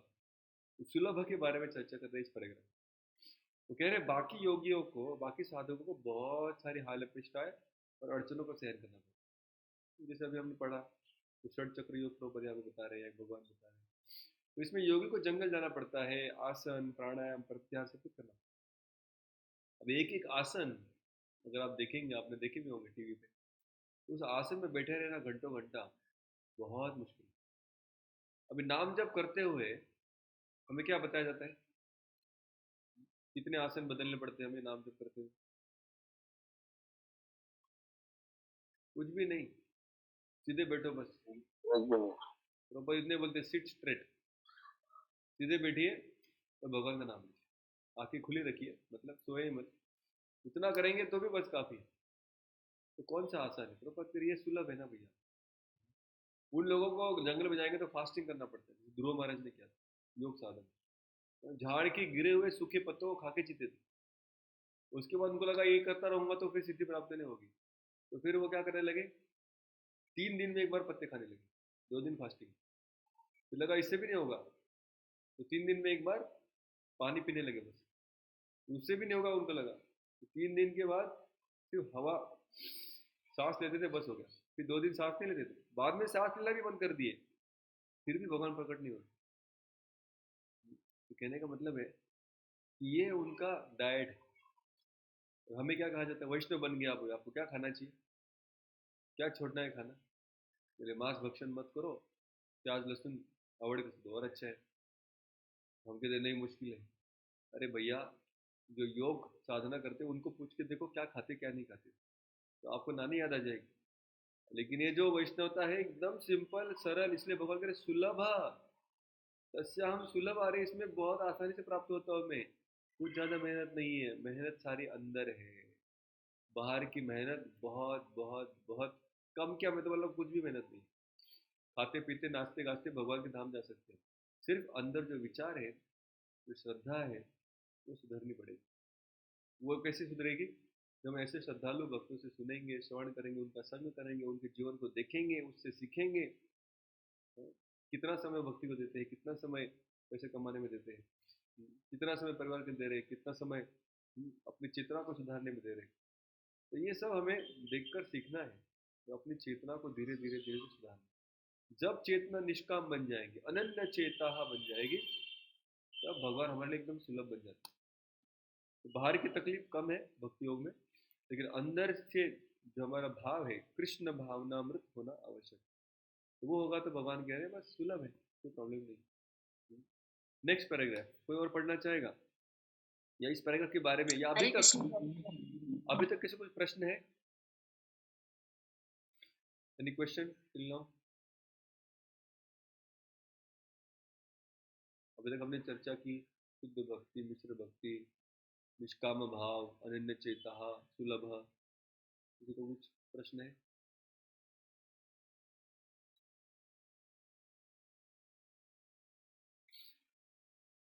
हरे कृष्णा.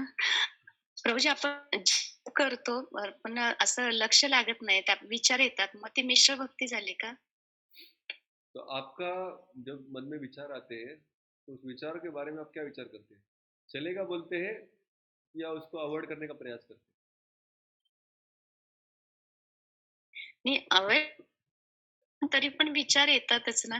नाही, विचार येतात ते मला समजलं, ते तर मला पण येतात. विचार आल्यानंतर तुम्ही त्या काय विचार करता त्या विचारांबद्दल? की ठीक आहे, चालतील येत राहतात, की नाही हे विचार कमी झाले पाहिजे असं विचार करतात? नाही, विचार असं करतो की मला जप ऐकायचा आहे, ऐकायचं ऐकायचं तरी पण विचार येतात. हाँ, तो ये जो आपका प्रयास कौन सी दिशा में, वो महत्वपूर्ण है। कभी कभी हमारे अनर्थों के कारण हम नहीं कर पाते, मन में बहुत अनर्थ है, लेकिन हमारा प्रयास रुकना नहीं चाहिए। कुछ कुछ लोग होते हैं, वो कहते प्रभू जी, मागचा पूर्ण आठवडा जप केला मी, बिलकुल मन लागलं नाही, सगळं मन माझं बाहेरच होतं. हं. त्यासाठी आता एवढं कशाला त्रास द्यायचा? आणि ते मन परत परत खेचून आणायला फार थकून जातो. और फिर 2 घंटे के बाद पूरा एनर्जी खत्म हो जाता है, ऐसा लगता है। उसे ऐसे जाने दो मन को, जिधर जाने, कम से कम बोल रहा हो ना, कम से कम सुन रहा हो ना। तो ऐसा तो सोचते हैं ना, वो गड़बड़ है। जो ऐसे गांडी को धनुष डाल दिया, बोले ठीक है यार, जाने दो उसको जिधर जाना है उधर, वो गड़बड़ है। प्रयास करना महत्वपूर्ण है। अगर आप प्रयास, विचार तो आते रहेंगे, मरते दम तक आते रहेंगे, लेकिन आप उन विचारों के ऊपर क्या विचार करते हैं? विचार अच्छे हैं, उनको आप आपका पालतू बना के रख लेते, बोले ठीक है तुम भी रहो, और कोई विचार बोले तुम भी रहो, या फिर उसको बाहर निकालने का प्रयास करो, वो जरूरी है। तो शास्त्र में 2 शब्द आते हैं, एक है अनर्थ, एक है अभिलाषा। तो अनर्थ की वजह से कभी कभी हम यहाँ वहाँ मन भटकता है, लेकिन हमारी अभिलाषा, अभिलाषा समझते हैं आप? अभिलाषा म्हणजे काय मराठीत? इच्छा. इच्छा, ध्येय, गंतव्य, कोणत्या इच्छेने तुम्ही कार्य करता त्याला म्हणतात अभिलाषा. तो अभिलाषा अगर आपकी शुद्ध है, मुझे ऐसे ही बनना है यार, अभी बार बार ये विचार आते हैं मन में, लेकिन ये विचार मुझे नहीं चाहिए, आप कंफर्टेबल नहीं है उस विचारों के साथ, उसको कहते हैं अभिलाषा शुद्ध है, लेकिन अनर्थों की वजह से मन अभी दूषित है। ये स्टेज जनरली हम स्टेज में रहते जब तक अनर्थ निवृत्ति नहीं होती, फिर भी हम शुद्ध भक्त हैं। क्यों? क्योंकि आप शावर के नीचे खड़े हैं, धीरे धीरे धीरे धीरे आप साफ हो जाएंगे, अनर्थ निकल जाएंगे। हाँ? हाँ। अनर्थो उपशमन साक्षात भक्ति योग मदुक्षजे लोकस्य जनार्दन विद्वाम चक्रे सातुर संहिता, सॉरी, नष्ट प्रायेषु अभद्रेषु नित्यम भागवत सेवया भगवती उत्तम श्लोकी भक्तिर भगवती नैष्ठिकी। जब भागवत सुनते रहेंगे, अभिलाषा अगर हमारी, मतलब भले हमारा मन भटक रहा है, लेकिन हमारी बुद्धि उसको बता रही कि नहीं जाने का उधर, वो सुनने का है भैया, वो गलत था तुमने जो विचार किया। उस विचारों को आप गलत करके जब नाम दिए कि ये गलत विचार थे, इसका मतलब वो अनर्थ है। अगर आप कहेंगे नहीं नहीं अच्छे विचार आए थे ना प्रभू जी, जप करता करता मला खूप चांगला आयडिया येतात, की आज काय काय नवीन पदार्थ बनवायचे मुलांसाठी, खूप चांगलं आहे, मी खूप वेळा असा विचार करते की आज मला काही नवीन रेसिपी येईल का जप करता करता, इसका मतलब अभिलाषा में गड़बड़ है। तो वो नहीं होना चाहिए। अनर्थों की वजह से, हमारे दूषित मन की वजह से अगर मन भटकता है, यहाँ चलेगा, कोई प्रॉब्लम नहीं। हाँ, चलेगा मतलब हो सकता है ऐसा, लेकिन उसको हमें विचार करना है कि नहीं, धीरे धीरे इसको कम करना है। मेरा गंतव्य ये नहीं, मुझे यहाँ रुकना नहीं है, मुझे यहाँ पर रुकना नहीं, मुझे यहाँ से आगे बढ़ना है भक्ति में। हाँ, मेरा मन ऐसे भटक रहा है, ये गलत है। तो वो कुछ दिन भटकेगा, जब तक अनर्थ निवृत्ति नहीं होगी। तो अनर्थ निवृत्ति हो जाएगी अगर आपकी अभिलाषा स्ट्रांग रहेगी, जल्दी हम अनर्थ निवृत्ति के स्तर को पार कर ले। कई बार लोग अनर्थ निवृत्ति में सो जाते हैं, बोले यार बस हो गया, इधर ही बस हो, प्रभू जी आपली एवढीच भक्ती बस, इथून पुढे आपल्याला जायचंच नाही, बाकीचं कोणाला जायचं ते जा, हम इधर ही रुकेंगे, जो चल रहा है ठीक चल रहा है, कोई प्रॉब्लम नहीं। वो गड़बड़ है। अगर हम उस अनर्थों को देखकर रिलैक्स बैठे हैं, मतलब वो लोग, आपने उसको खरीद लिया, आपने उस अनर्थों को अभी अपनी अभिलाषा बना दिया। तो कई बार भक्तों को मन में विचार आता है कि मुझे पैसा कमाना है, आता है कि नहीं आता है? अगर वो सोचता है कि प्रभु जी ऐसा भक्ति करूंगा ना, देखो एक दिन आपको करोड़पति बन के दिखाऊंगा, तो पैसा कमाने की उसकी अनर्थ है या अभिलाषा है, बताइए। अगर कोई व्यक्ति कह रहा है अनर्थ है। प्रभु जी ऐसा ऐसा मैं भक्ति करूंगा ना कि एक दिन आपको मैं करोड़पति बन के दिखाऊंगा, तो उसके मन में धन के प्रति जो इच्छा है, ये उसका अनर्थ है या उसकी अभिलाषा है?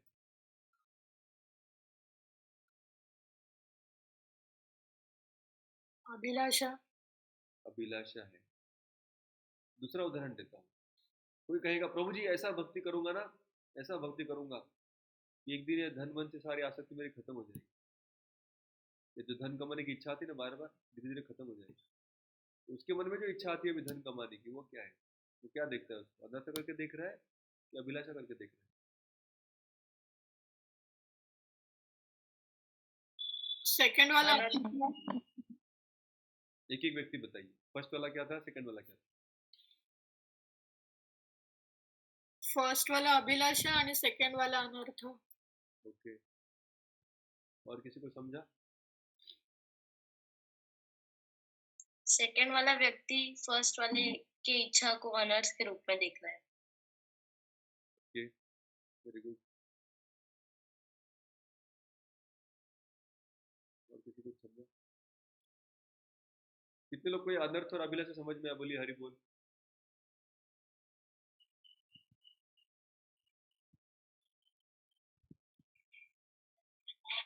नहीं समझ में, वापस समझा दो। तो देखिए, मान लीजिए कि आप घर साफ कर रहे हैं। तो घर साफ करे तो आपको घर में आपने देखा, कमरा खोला, उसमें बहुत सारे कपड़े पड़े थे। अब उसमें से कुछ कपड़े ऐसे हैं जो जिनको आप संभाल कर रखना चाहते हैं, जिनको धूल नहीं लगनी चाहिए। इसलिए आप जो सफाई कर रहे हैं कमरे की, तो आपका मकसद ये है कि इन कपड़ों को मैं बचा के रखूं, इनको साफ रखूं, इनका वेयर एंड टियर ना हो, ये अच्छे रहे। और कुछ कपड़े आपको ऐसे दिखते हैं, आप सोचते हैं ये इधर क्या कर रहा है, ये इधर बिल्कुल नहीं होना चाहिए था, इसकी वजह से सारा गड़बड़ है। फिर आप बच्चे को बोला ये इधर किसने डाला, तो ये तो पुराना फटा फटा बेडशीट था जिसको आपने घर पूरा साफ कर दिया, उसके टुकड़े टुकड़े करके बच्चे ने डाले, तो वो भी कपड़ा है। और आपका कुछ महंगा साड़ी है या टी शर्ट है प्रभु जी का, वो भी कपड़ा है। एक कपड़ा है जिसको आप संभाल के रखना चाहते हैं, दूसरा कपड़ा है जिसको आप जल्दी से जल्दी निकालो यहाँ से बाहर, ऐसे बोलो। ठीक है, तो वैसे ही अपने हृदय में भी बहुत सारी इच्छाएं हैं। दो प्रकार की इच्छा है। एक ऐसी इच्छा है जिसको आप संभाल के रखना चाहते हैं, जिसको आप और अच्छा साफ सुथरा करके सजा के रखना चाहते हैं। और दूसरी इच्छा है जिसको आप जल्दी से जल्दी निकालना चाहते हैं। तो आप मुझे बताएं, कौन सी इच्छाओं को हम अभिलाषा कहेंगे, कौन सी इच्छाओं को हम अनर्थ कहेंगे? Common sense. जे सांभाळून ठेवणार ती अभिलाषा आणि जे काढून टाकणार ते अनर्थ। ओके, तो जो संभाल के रख रहे हैं उसको हम कहेंगे अभिलाषा, जिसको निकालना चाहते हैं उसको हम कहेंगे अनर्थ। यहाँ तक जिसको जिसको समझ में आया बोलिए हरि बोल। हरि बोल। हरि बोल। हरि बोल। हरि बोल। खरा बोल पड़ा। ओके, हरि बोल। तो अभी यहाँ तक आपको समझ में आया कि जो कपड़े संभाल कर रखने उसको हम कहेंगे अभिलाषा, उसको निकालना चाहते हैं उसको कहेंगे अनर्थ। अभी वापस में उस उदाहरण पे आता हूं। अब एक प्रभु जी वो कह रहे, प्रभु जी मेरे हृदय में धन कमाने की इच्छा है। ठीक है, थोड़ा आपको प्लेन एग्जांपल देता हूँ पहले, बाद में क्वेश्चन दूँ। एक भक्त है, वो सोचता है कि मुझे भगवान की भक्ति करनी है, मुझे सिर्फ भगवान की सेवा करनी है। लेकिन कभी कभी मेरे मन में ना प्रभु जी ऐसे ऐसे विचार आते हैं ना, मैं सोचता हूँ कि दो दो शादियाँ कर लूँ, तीन शादियाँ कर लूँ कम से कम, दो बंगले हो मेरे, चार गाड़ियाँ हो, और सब लोग मुझे सैल्यूट करें। ऐसी मेरे मन में इच्छा है। लेकिन मैं सोच रहा हूँ कब ये इच्छा खत्म हो जाएगी। लेकिन मुझे भगवान की भक्ति भी करनी है, भक्ति की सेवा करनी है, मंदिर में बहुत सेवा मिलनी चाहिए मुझे, शास्त्र पढ़ने हैं मुझे, ठीक से नाम जप करना है। तो उसके हृदय में बहुत सारी इच्छा है। अभी मुझे बताइए इसमें से कौन सी वो बोल रहा है कि अभिलाषा है, किसको कह रहा है कि वो अनर्थ है? भक्ति के प्रति जो उसे मतलब इच्छा है वो अभिलाषा है, और जो मटेरियल चीजें वो सब उसके लिए अनर्थ है, क्योंकि उस इच्छा को खत्म करना चाहिए। हाँ, तो जिसको वो खत्म करना चाहता है उसको कहते हैं अनर्थ, जिसको वो बढ़ाना चाहते हैं उसको कहते हैं अभिलाष। अभी आप समझिए, अभी हम सबके हृदय में बहुत सारी इच्छाएं है कि नहीं? सबके हृदय में, मेरे हृदय में भी है, मटेरियल इच्छा हमारे हृदय में भी है कि मैं जवान रहूं, बूढ़ा ना हूँ। ऐसी बहुत सारी इच्छा है हमारे हृदय में कि मेरी सेहत हमेशा अच्छी रहे, कभी खराब ना हो, या मुझे अच्छा खाने को मिले, या अच्छी जगह देखने को मिले, ऐसे अच्छे लोगों को मिलो। ऐसी बहुत सारी इच्छा होती है मन में। और साथ साथ सेवा करनी भगवान की, भगवान का स्मरण होना चाहिए, और शास्त्र पढ़ने चाहिए, सारी इच्छा है हमारे में। अभी हम लोग खुद, हमारे हृदय में जो सारी इच्छाएं है ना, इच्छाओं के ऊपर हम लेबल लगाते हैं, उसके माथे पे ऐसा एक लेबल चिपकाते हैं, बोले ये ना, ये इच्छा है ना प्रभु जी, भगवान इस इच्छा को आप पूरा करो। तो अगर आपको भगवान को कहना है कि ये जो इच्छा है ना मेरी, इसको आप पूरा करो, तो उसके ऊपर आप कौन सा स्टिकर लगाएंगे? अभिलाषा का लगाएंगे, अनर्थ का लगाएंगे? अभिलाषा। अभिलाषा का लगाएंगे, वेरी गुड। आप कह रहे बड़े सुनो सुनो भगवान, लेकिन ये दूसरा जो है ना इच्छा मेरा, ये आप निकाल दो यार, इसको इधर नहीं होना चाहिए, उसके ऊपर कौन सा स्टिकर लगाएंगे आप?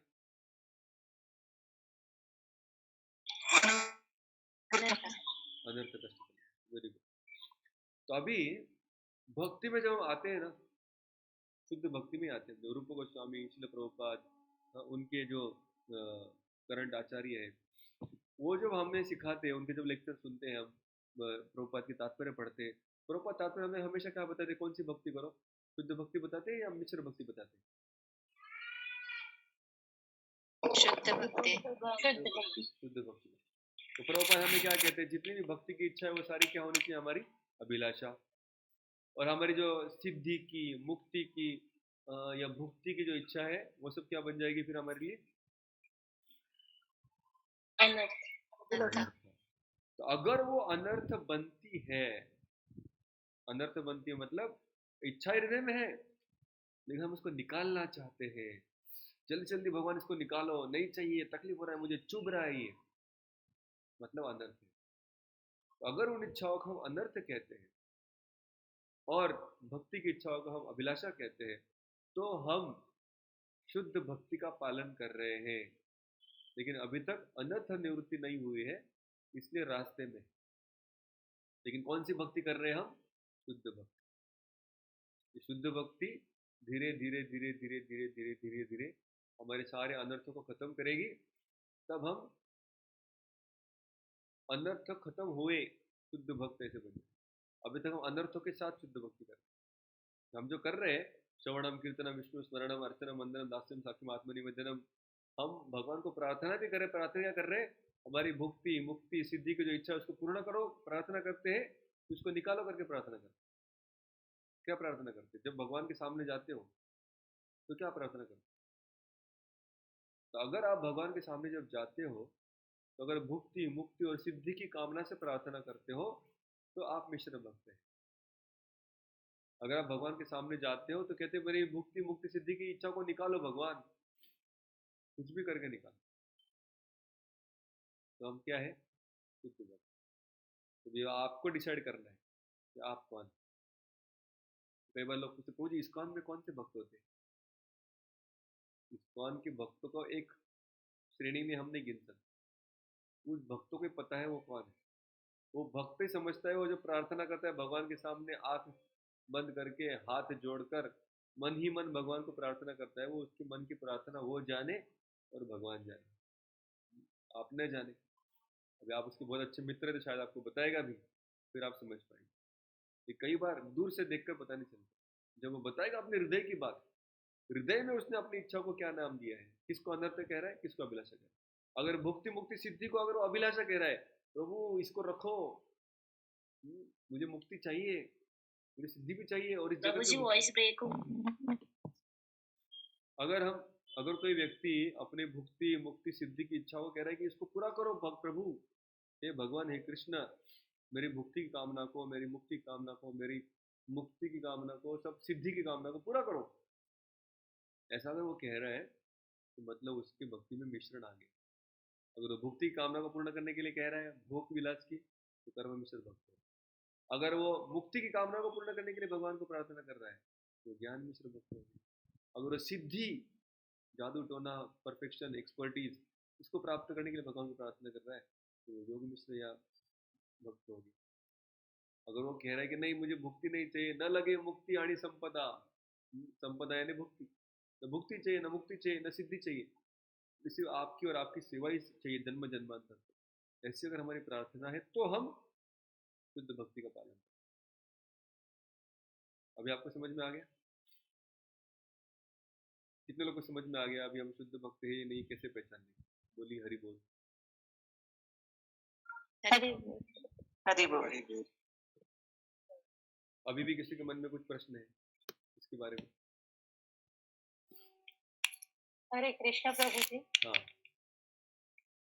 प्रभूजी, आपल्या भक्तीसाठी, भगवंतांसाठी किंवा भक्तांसाठी जर आपले काही मनात कामना आली, भक्तीसाठी पोषक असली तर ती तिथे येईल का? विष्णू भक्ती. अभी देखिए होता है ऐसा, प्रभुपाद भी बहुत प्रार्थना करते थे भाई बीबीडी का सेल बढ़े ताकि पैसा आए, पैसा आएगा तो फिर आपका मंदिर बने। तो प्रभुपाद जानते थे कि मेरी ये इच्छा सिर्फ और सिर्फ कृष्ण की प्रसन्नता के लिए।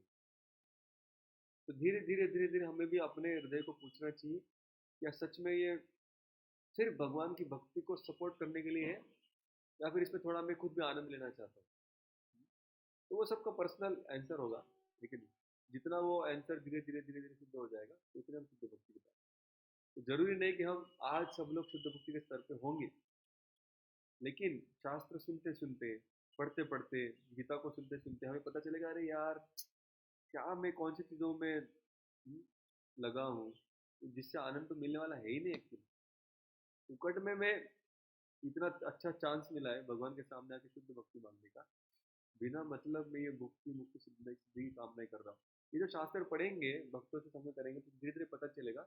और फिर अगर हृदय में कहीं कोने में कहा फिर भी थोड़ी बहुत इच्छा है बची है तो भगवान की कृपा से, भक्ति की कृपा से और श्रवण कीर्तन से धीरे धीरे नष्ट होगी। और फिर हमारी जो चेतना है पूरी तरह सिर्फ कृष्ण, गुरु और वैष्णव, इनकी संतुष्टि के लिए हम हर कार्य करेंगे तो फिर शुद्ध भक्ति होगी। तो अपने हृदय से बात कीजिए, आप अच्छे से पूछिए, आपको पता चले, ठीक है? तो अभी हम थोड़ा आगे बढ़ते हैं। और किसी कुछ प्रश्न है तो लेंगे, एक प्रश्न और ले सकते या फिर अभी रुकी जाएंगे क्योंकि हमारा समय भी हो चुका। कोई प्रश्न है? यस प्रभु जी. हाँ प्रभु जी, ऐसे कभी कभी ऐसा होता है ना कि हम किसी व्यक्ति को हम चाहते हैं कि वो हमारे पास रहे और हम उनको नहीं निकाल सकते, हम करते हैं कि ठीक है निकाल दे, बट ऐसा होता नहीं, पता नहीं कर्मा की वजह से क्या है, आई डोंट नो। बट ऐसा रहता है कि अगर ये व्यक्ति आ जाए तो मैं कृष्ण की सेवा और अच्छे से कर सकूंगी, कृष्ण कॉन्शियस लाइफ अच्छे से करूंगी, तो ये ठीक है क्या? ये मुझे ऐसा डाउट आ जाता है कि ऐसा तो नहीं है कि मैं गड़बड़ कर रही हूँ या मैं सिर्फ सेल्फिश बन रही हूँ। तो इसलिए भक्ति में क्या है, मार्गदर्शन की आवश्यकता है क्योंकि बहुत सारी जो चीज़ें हैं बहुत सूक्ष्म होती है, हम पकड़ नहीं पाते तुरंत उसको, ये सही है गलत है क्या है समझ में रहा है। तो एक कम से कम एक भक्त ऐसा होना चाहिए हमारे जीवन में जिससे हम मार्गदर्शन लेते हैं, जिनको हम अपने से एक स्टेप आगे समझते हैं और इतना विश्वास भी रखते हैं उनमें कि हमारे हृदय की बात उनको बता पाए और वो हमको गाइडेंस करें। तो ऐसे क्योंकि ये बहुत पर्सनल है और बहुत सूक्ष्म भी होता है कभी कभी और बहुत प्रैक्टिकल लेवल पे इसको सोचना पड़ता है। तो अगर आपके करीब कोई ऐसा कोई भक्त है जिसको आप अपना पर्सनल लाइफ ठीक से बता पाए और उस व्यक्ति को भी वो जानता है और फिर वो आपको बता पाए कि सच में ये आपका डिसीजन जो है वो भक्ति के अनुकूल है या आपको लग रहा है अनुकूल लेकिन प्रतिकूल, हो भी सकता है कि आपने जो चॉइस किया हो भक्ति का अनुकूल हो भी। और कई बार क्या होता है कि हमारा एक लाइकिंग रहता है उसकी वजह से हम सोचते हैं कि ये भगवान को भी अच्छा लगेगा जैसे कभी लोग भगवान के लिए केक बनाते हैं, तो भगवान को केक पसंद है कि पता नहीं, लेकिन जिसने बनाया उसको पसंद है तो वो जिसको चढ़ा ना, लेकिन बाद में वापस मेरे पास ही देना क्योंकि बनाया तो मैंने मेरे लिए था लेकिन बोला है ना कि थोड़ा ऑफरिंग करके फिर खाना, इसको थोड़ा ऑफरिंग करके फिर खाना, तो कोई बात नहीं, कम से कम अभी ऑफरिंग कर रहे हैं। तो अगर हम शुद्ध नहीं है, मेरा कहने का मतलब है अगर आपको लग रहा है कि मुझे आज की तारीख में आज क्या तारीख है, आज 28, 30 तारीख है आज, तो 30 दिसंबर को आज में 5:10 शाम को मेरे हृदय में अभी भी इच्छाएं हैं प्रभु जी, मुक्ति की, भोग की, कामनाओं की, तो आपको डिप्रेस होने की कोई बात नहीं। भक्तों के संग में रहेंगे, शुद्ध भक्तों का संग लेंगे, तो धीरे धीरे धीरे हम जहाँ पे भी हम हैं, कि देखो बहुत बार ना हम क्या करते हैं, क्योंकि प्रभु जी इस्कॉन में तो सब लोग शुद्ध भक्तों को स्वीकार करेंगे ना, तो मैं शुद्ध भक्त ही हूँ, ऐसा करके हम अपने आप को भी समझाते रहते हैं। जरूरी नहीं है कि हम आज की तारीख में शुद्ध भक्त हो, अपेक्षा भी नहीं की जाती, तो हम सब पेशेंट है ना, शुद्ध भक्त अगर बन जाते तो शायद कुछ अलग स्तर पे भी हो सकते, लेकिन हम आज जहाँ पे हैं, खड़े हैं, पहले उसको समझना जरूरी है कि मैं कौन हूँ। इसलिए मैं कह रहा हूँ कि अपने खुद से पहले पूछो, बात करो, मार्गदर्शन लो आजू बाजू से, फिर आपको पता चले कि मैं कहाँ हूँ। आप जहाँ पे भी, उसमें कोई पाप नहीं है, कोई गलत नहीं है। अगर कोई योग मिश्र भक्त है, कोई कर्म मिश्र भक्त है, कोई पाप नहीं, उसको नरक में नहीं भेजेंगे भगवान। आप सही रास्ते पे हैं, लेकिन रास्ते में थोड़ा पीछे है, कोई बात नहीं। अभी यहाँ से, क्योंकि कई बार क्या होता है ना, हम जहाँ नहीं है वहाँ अपने आप को अगर समझे तो फिर चलना बड़ा मुश्किल है। अब जैसे माने आप सब लोगों ने गूगल मैप यूज किया हो, कितने लोगों ने गूगल मैप यूज किया है, बोली हरी बोल। हरी बोल। हरी हरी बोल। तभी ये गूगल मैप में अगर आपको जाना है जयपुर, तो सबसे पहले गूगल मैप क्या पूछता है, डेस्टिनेशन, कि आपको कहाँ जाना है। फिर क्या पूछता है,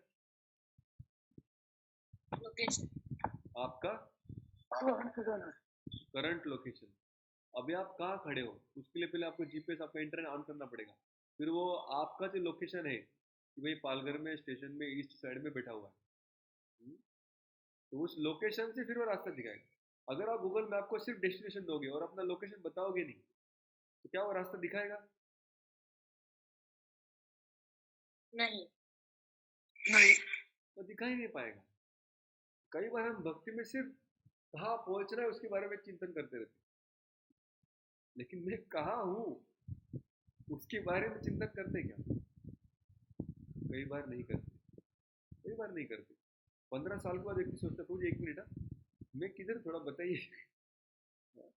तो 15 साल में तो हम सिर्फ गंतव्य के बारे में चर्चा करते हैं, लेकिन मैं कहाँ हूँ, अभी मैं कहाँ हूँ समझना क्यों जरूरी है? क्योंकि अगर आप पालघर में रहते हो तो पहले आपको सारे छोटे छोटे रास्ते लेकर आपको पहले हाईवे तक आना पड़ेगा। हाईवे से फिर जयपुर का हाईवे मिलेगा, फास्ट चले जाएंगे। लेकिन ये जो टाइम लेने वाला है ना, ये हाईवे तक पहुंचने वाला चीज है। तो कई बार हम जो अपने आप को पूछेंगे कि मैं कहाँ हूँ, मेरे हृदय में कौन सी इच्छा है, तो आपको कई बार बहुत भयंकर भयंकर इच्छाएं दिखेगी जो आपके मन को अभी बहुत पसंद है। कोई बात नहीं है, डरने की कोई आवश्यकता नहीं। कम से कम आपने उसको देख लिया ना, तो उसमें आपका 50% प्रॉब्लम सॉल्व है। ठीक है, एग्जाम में जब बच्चे जाते हैं तो उसमें सबसे इंपॉर्टेंट क्या है, आंसर याद आना इंपॉर्टेंट है कि प्रश्न समझना इंपॉर्टेंट है? प्रश्न समझना। दोनों इंपॉर्टेंट है, प्रश्न भी समझना चाहिए, आंसर भी याद आना चाहिए। लेकिन अभी हम इसको आके क्या करते हैं, हमेशा उत्तर याद करते रहते, उत्तर याद करते, उत्तर याद करते, जाना किधर है भगवत, जाना किधर है भगवत, जाना किधर है भगवत, क्या चाहिए कृष्ण पे, क्या चाहिए कृष्ण पे, कहाँ खड़े हो, ये पता नहीं। अभी क्या चाहिए था आपको, आज सुबह आपने क्या इच्छा की सुबह, देखो जी वो मत देखो ना, अभी मैं आगे किधर जाना था तो वो देखो ना। वो सब ठीक है, वो अच्छा है कि आप आगे कहाँ जाना चाहते हो, लेकिन आज आप कहाँ खड़े हो वो अगर आप समझेंगे, तो आपको पहले खुद का अंदर क्या चल रहा है वो जब समझ में आएगा, तो आपको पता चलेगा कि कहाँ कहाँ पे ऑपरेशन करना है, कहाँ कहाँ पे मुझे अटेंशन देना जरूरी है, कहाँ कहाँ पे साफ सफाई की आवश्यकता है। तब आप भगवान के सामने जाके हाथ जोड़ के प्रार्थना कर सकते हो कि मुझे मदद करो, यहाँ पे गंदगी है, निकालनी है बाहर। अगले हम क्या करते हैं, वो गंदगी को छुपा के रखते हैं, बोले बोले एकदम शुद्ध है, एकदम जबरदस्त, और फिर नाचते थे गाते थे, लेकिन वो जो एक अटका है अंदर, उसके प्रति प्रार्थना करना भूल जाते हैं कि अरे इसमें से मुझे निकलना है बाहर। तो फिर क्या होता है ना, हम बहुत ब्लाइंड, ब्लाइंड मतलब अंधा, अंधा शूटिंग करते रहते, मतलब आंखों पे कपड़ा बंधा है, तो शूटिंग चल रहा है, भाग भाग भाग, किसको लगेगा? वो कभी लगेगा नहीं निशाने पे। अंदर से लग गया, कभी तो लग गया, तो लगेगा ना, बड़ा मुश्किल है, लगेगा ही नहीं। तो इसलिए हम जब प्रार्थना करते हैं, प्रार्थना का कभी कभी लोगों का तो उसको जी क्या प्रार्थना करेंगे, क्योंकि उसने समझा ही नहीं कि वो कितना दयनीय अवस्था में है। उसको समझ में आया कि अंदर कितना कचरा है।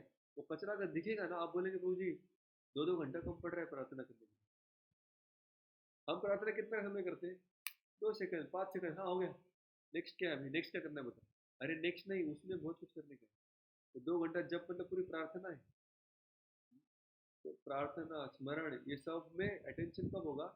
जब आप खुद की सिचुएशन समझेंगे कि कितना मैं पानी में हूँ, मेरे हृदय में क्या क्या चल रहा है, कौन सी चीज़ें मैं अभी पकड़ कर रखा हूँ। तो हर चीज़ को आपको भक्ति कहने की आवश्यकता नहीं है।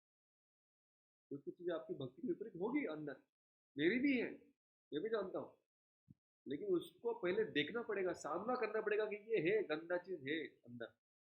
जैसे अर्जुन ने देखा पहले अध्याय में कि नहीं भगवान, मेरे से नहीं हो रहा है, मेरे अंदर ये बहुत गड़बड़ है, मूर्खता कर रहा हूँ मैं, आप समझाओ सही क्या गलत क्या है। तो वैसे हमारी मूर्खता को हमारे सामने प्रकट होना पड़ेगा एक दिन। जब उस मूर्खता को हम देखेंगे और उसको मूर्खता समझेंगे, और फिर उस मूर्खता को दूर करने के लिए भगवान को प्रार्थना करेंगे, तब जाकर गाड़ी आगे निकलेगी। जैसे भक्ति सिद्धांत ठाकुर एक उदाहरण देते हैं कि एक शादी करने के लिए, शादी में जाने के लिए दूल्हा अपने सारे रिश्तेदारों को लेकर एक बोट पे बैठा, गंगा के किनारे आकर बोट पकड़ी, बोट में बैठा और रात भर रोइंग, मतलब क्या कहते हैं, वो आगे जाने के लिए प्रयास करते रहा। सुबह उठ के देखा, रात में निकले थे, सुबह उठ के देखा तो बोट उधर ही थी, किनारे से आगे निकली नहीं। क्यों नहीं निकली थी किनारे से आगे? उसने देखा कि उसने एंकर, मतलब जो गड़ टाकतात ना पाण्यामध्ये, वो ऐसे ही था, वो उखड़ा ही नहीं था अभी तक, वो अभी भी ठोक के रखा था किनारे पे। तो प्रयास बहुत कर रहा था, लेकिन क्योंकि एंकर निकाला नहीं था, रस्सी खोली नहीं थी, तो उधर ही बोट खड़ा था, रात में समझा नहीं उसको अंदर ही। तो उसी तरह कभी कभी भक्ति में हम बहुत मेहनत करते हैं, लेकिन मेहनत की वजह से मुझे क्या चाहिए? बोले कृष्ण, अरे कृष्ण प्रेम बहुत दूर है, अब भी क्या चाहिए? बोला अब भी वो मेरा एंकर थोड़ा उठाएंगे, नहीं नहीं मत उठाओ, वो मुझे बहुत प्रिय है, वो चीज़ को मत हटाओ मेरे हृदय से, तो फिर उधर ही मारते रहो। कभी ना कभी वो चीज़ को पहले समझना पड़ेगा, फिर भक्तों के गाइडेंस लेके फिर समझ में आएगा कि ये कितना सही है, कितना गलत है। फिर हम मान लेंगे कि सही भाई ये गलत है, सही भी हो सकता है, भक्त कहेंगे सही है, थोड़ा सा इसको एडजस्ट करना पड़ेगा प्रार्थना, ये भाग इसमें से गलत है, ये भाग अच्छा है, तो जो अच्छा है उसको ले लो, जो बुरा है उसको छोड़ दो। तो ऐसा मार्गदर्शन जब मिलेगा पर्सनल, तब हमारी प्रार्थनाओं को सही दिशा मिलेगी, हम ठीक से फिर भक्ति कर सकते हैं, फिर प्रार्थना कर सकते हैं स्पेसिफिक हमारे हृदय के दोष को निकालने के लिए, और फिर हम भक्ति में आगे बढ़ते हैं। तो कभी कभी इंट्रोस्पेक्शन, मतलब यानी आत्म परीक्षण के बारे में चर्चा नहीं होती है, लेकिन आत्म परीक्षण बहुत जरूरी है। कई बार हम दिन भर से शेड्यूल बनाते हैं कि मुझे क्या क्या करना है, लेकिन मुझे क्या बनना है उसके बारे में हम कभी सोचते नहीं। मेरे हृदय की अवस्था कैसी होनी चाहिए, मेरे हृदय में इतना कचरा है, उसको कैसे साफ बनाना है, उसमें क्या क्या गड़बड़ है अभी, उसकी लिस्ट कभी बनाते नहीं है। कभी कभी शांति से बैठकर अपने हृदय में झाँक कर देखना चाहिए, मैं जो कर रहा हूँ क्यों कर रहा हूँ, क्या मुझे चाहिए इसमें से, कौन सी इच्छा को मैंने पकड़ के रखा है, कहाँ का मेरा हृदय अटका हुआ है। तो जहाँ अटका है वो भक्ति है तो कुछ अलग है, कुछ अलग है तो क्या है। तो इसको नहीं समझ में आ रहा है तो भक्तों को पूछे, और फिर मुझे चाहिए कि नहीं चाहिए, मैं जिंदगी भर कर्म मिश्र भक्ति करते रहना मेरे लिए अच्छा रहेगा, या फिर मैं शुद्ध भक्ति कर भी सकता हूँ। क्योंकि अगर आप करना चाहते हैं कर्म मिश्र भक्ति और दिन भर लेक्चर सुन रहे हैं शुद्ध भक्ति का, तो क्या जीवन में आप शांत रहे, सुखी रहेंगे? कभी नहीं रहेंगे। नहीं। जैसे मान लीजिए आप इंजीनियर बनना चाहते हैं और मेडिकल कॉलेज में बैठ के लेक्चर सुन रहे हैं, तो कुछ नहीं होने वाला आपका, आप गलत जगह पे बैठे हैं। तो अगर आपको दूसरा कुछ चाहिए तो मैं कहूँगा कि आप दूसरा स्थान ढूंढिए जहाँ पे आपके सुख मिलेगा।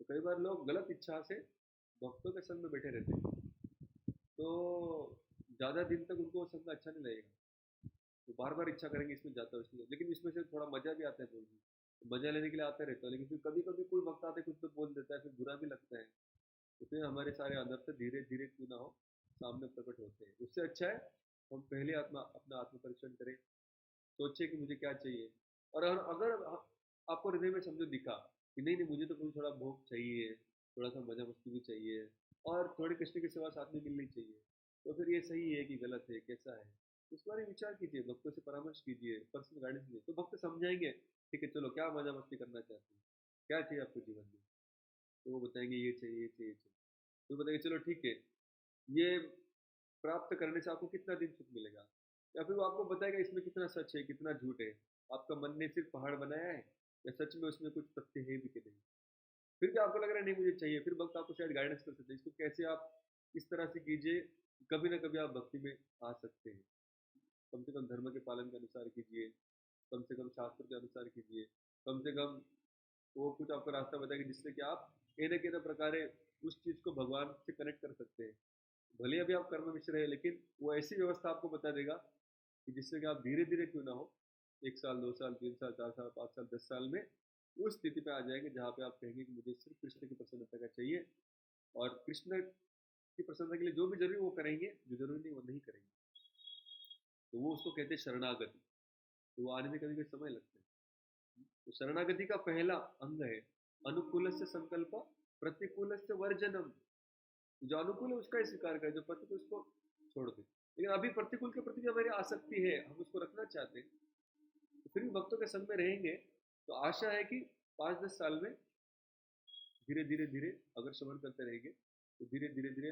उतनी शक्ति मिलेगी श्रद्धा की जो हम प्रतिकूल का वर्जन भी कर पाएंगे और अनुकूल का संकल्प कर पाएंगे। तो स्लो प्रोसेस है, लेकिन ये बहुत पर्सनल एप्लीकेशन जरूरी है, खुद का आत्म परीक्षण, प्रार्थना, श्रवण कीर्तन, फिर आत्म परीक्षण, फिर जप करना, प्रार्थना करना, भगवान के सामने जाकर हाथ जोड़ना, बोलना, भगवान से बातें करना, ये बहुत जरूरी है।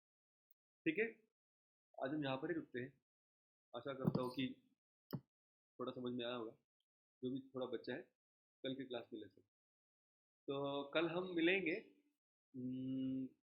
मैं टाइमिंग आपको दोपहर में डालूंगा, ऑलमोस्ट 3 से 5 के बीच में कभी मिलेंगे।